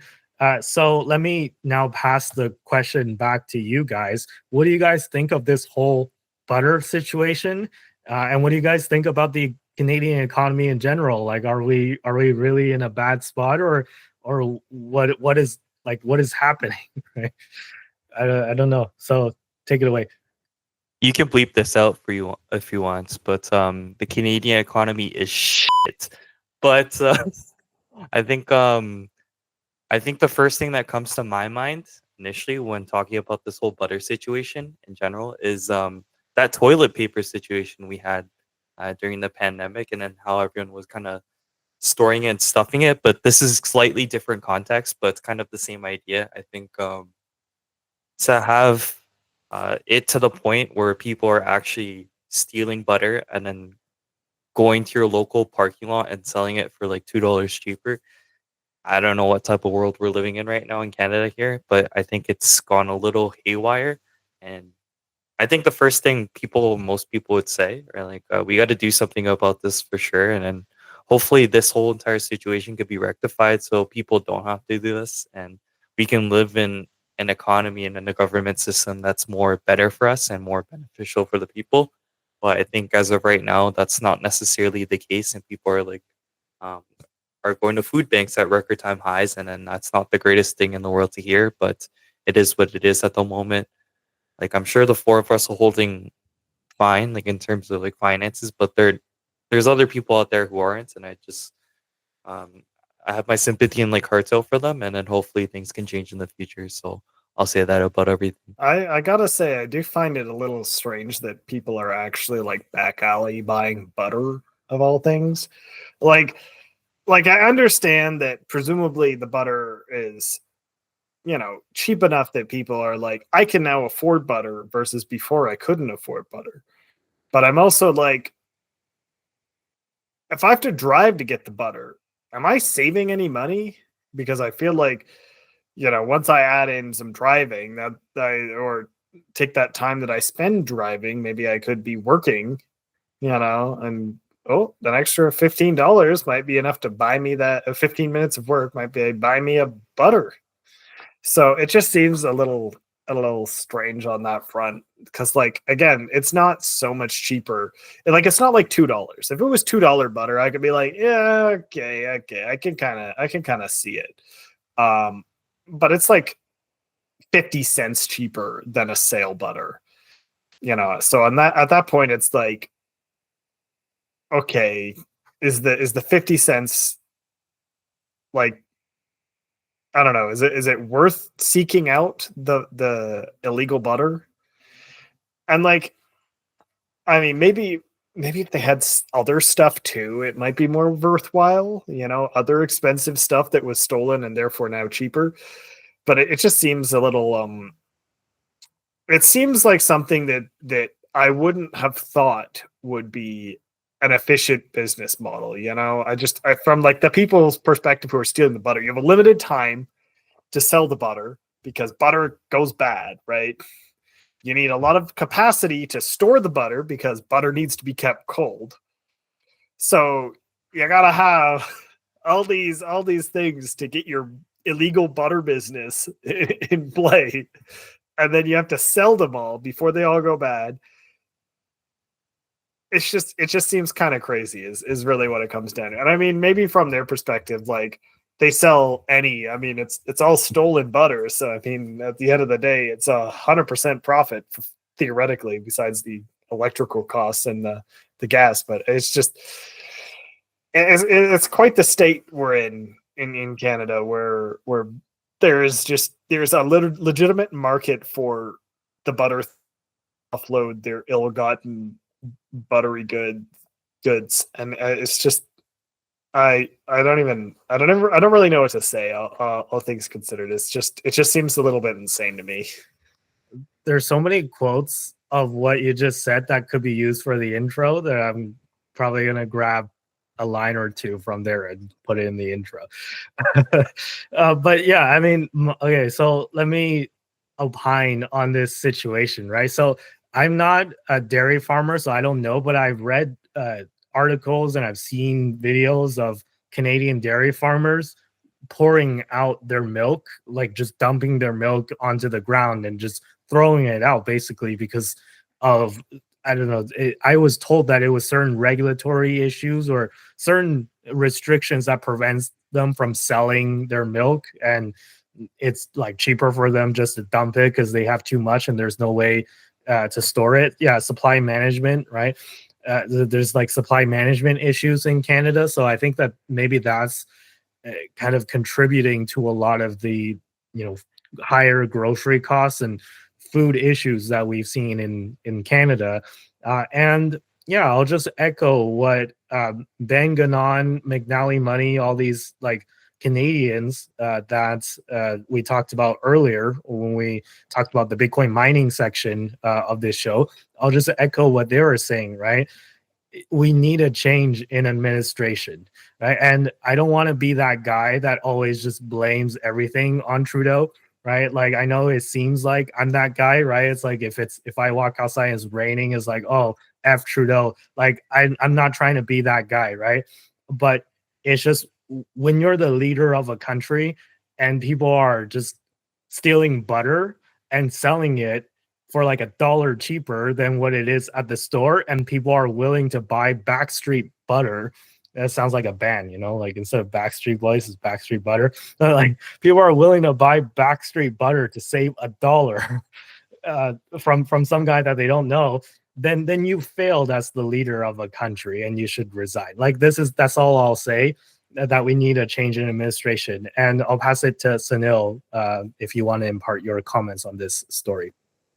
Yeah, sure. I mean, the first thing I thought when you talked about the butter was, is it's related to the supply management system, because it's been in the news a lot lately about how Canadian farmers are forced to dump huge percentages of their milk to keep the price of milk per gallon or liter at a certain price. So if there's any excess supply, they're not allowed to sell it. I actually am somebody who buys a lot of his dairy from the United States because I don't like dealing with the supply management system. I also am somebody who's gotten into raw milk in the last year. So I think that there's a lot of actual regulatory pressure in the Canadian economy when it comes to dairy prices. And like, Canada is a country that imports a lot of food.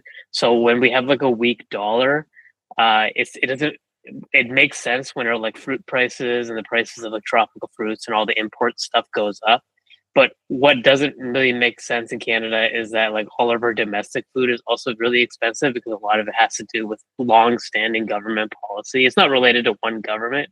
It's something that multiple governments have had a hard time dealing with. The Conservative governments tried to deal with supply management under Harper and failed because they met with too much backlash from interest groups and lobbyists. So our food industry in Canada is really, really powerful, and it's not necessarily serving Canadians at the grocery store, because like even our domestic food, we can't get a discount on it ever. And we're seeing pressure on our imported food. So I think that there's like a little bit of an intersectionality here. I don't understand the prices. I don't know what that's about. You would think that the butter would be a little bit cheaper, but I think that there might be actually something here where it's about the fact that butter is expensive in Canada compared to other G7 countries, for example, and then it's a staple. And then when food prices go up, people are going to react to it, and they do wacky things like starting to mass steal butter and selling it on Facebook Marketplace and Kijiji and stuff. So I think that there is something going on in the Canadian economy. We're seeing GDP per capita go down. You're seeing a lot of people come out in the news recently, like Chamath Palihapitiya said that recently, that he doesn't want to invest anything in Canada. He's also not born here, but he spent a lot of his life in Canada. Kevin O'Leary's come out and said the same thing. He hasn't invested a cent in this country since this administration has come into power. I think the taxes have gone up. The Harper government was much more willing to promote foreign direct investment through like a more competitive tax regime, and they've crept up under Trudeau. And I also think there's a concept of the crowding out effect. It's an economic concept where when debts are high and inflations are high, when governments have very big debt expenditure, and the deficit expenditure continues to go up, it actually crowds out investments from other areas of the economy, because all the available capital is being sucked up by the Canadian bond market. You can also see that reflected in the performance of the TSX, where the Canadian federal government is literally sucking up all the capital for Trudeau's, let's call them, fairly stupid policies. A lot of the policies are just to hire a shitload, sorry, you can cut that out, but a shitload of government administrators and not actually delivering better services to Canadians. So there's a lot of problems in like the software of this country. There needs to be a lot of changes, and I just think that the Trudeau government, unfortunately, has had a really negative impact on pre-existing problems because they're not changing anything, they're not making anything better, they're not putting pressure on farmers to deliver better prices, and they're trying to maintain this 50-60-year-old system of supply management on top of the fact that they're spending like crazy. Taxes are going up, disposable income for the average Canadian is going down, GDP per capita is going down, affordability of assets and real estate for Canadians, especially with a weaker dollar, is going down. It's a mess on all sides. Yeah, no, totally agreed. And by the way, since you brought up Chamath and Kevin O'Leary, guess where they both went to university? Yes, they both went Waterloo? to the University of Waterloo, Right. which is where I'm from, and where Tristan graduated as well. So yeah, listen to the Waterloo grads, guys. Like, we're all telling you that, or telling the world that we need a change in administration, and yeah, I hope it happens soon. I really hope that it does. But yeah, does anyone have anything else you want to add? If nothing, why don't we call it a night, guys? And I'll pass it to Dom for the outro. All right, yeah, awesome. So with that being said, I hope you guys enjoyed today's video. Please be sure to leave a like, comment, and subscribe to this channel, as well as our clips channel as well. And that's it. Peace out. Have a good one. Thanks for watching. See you next time.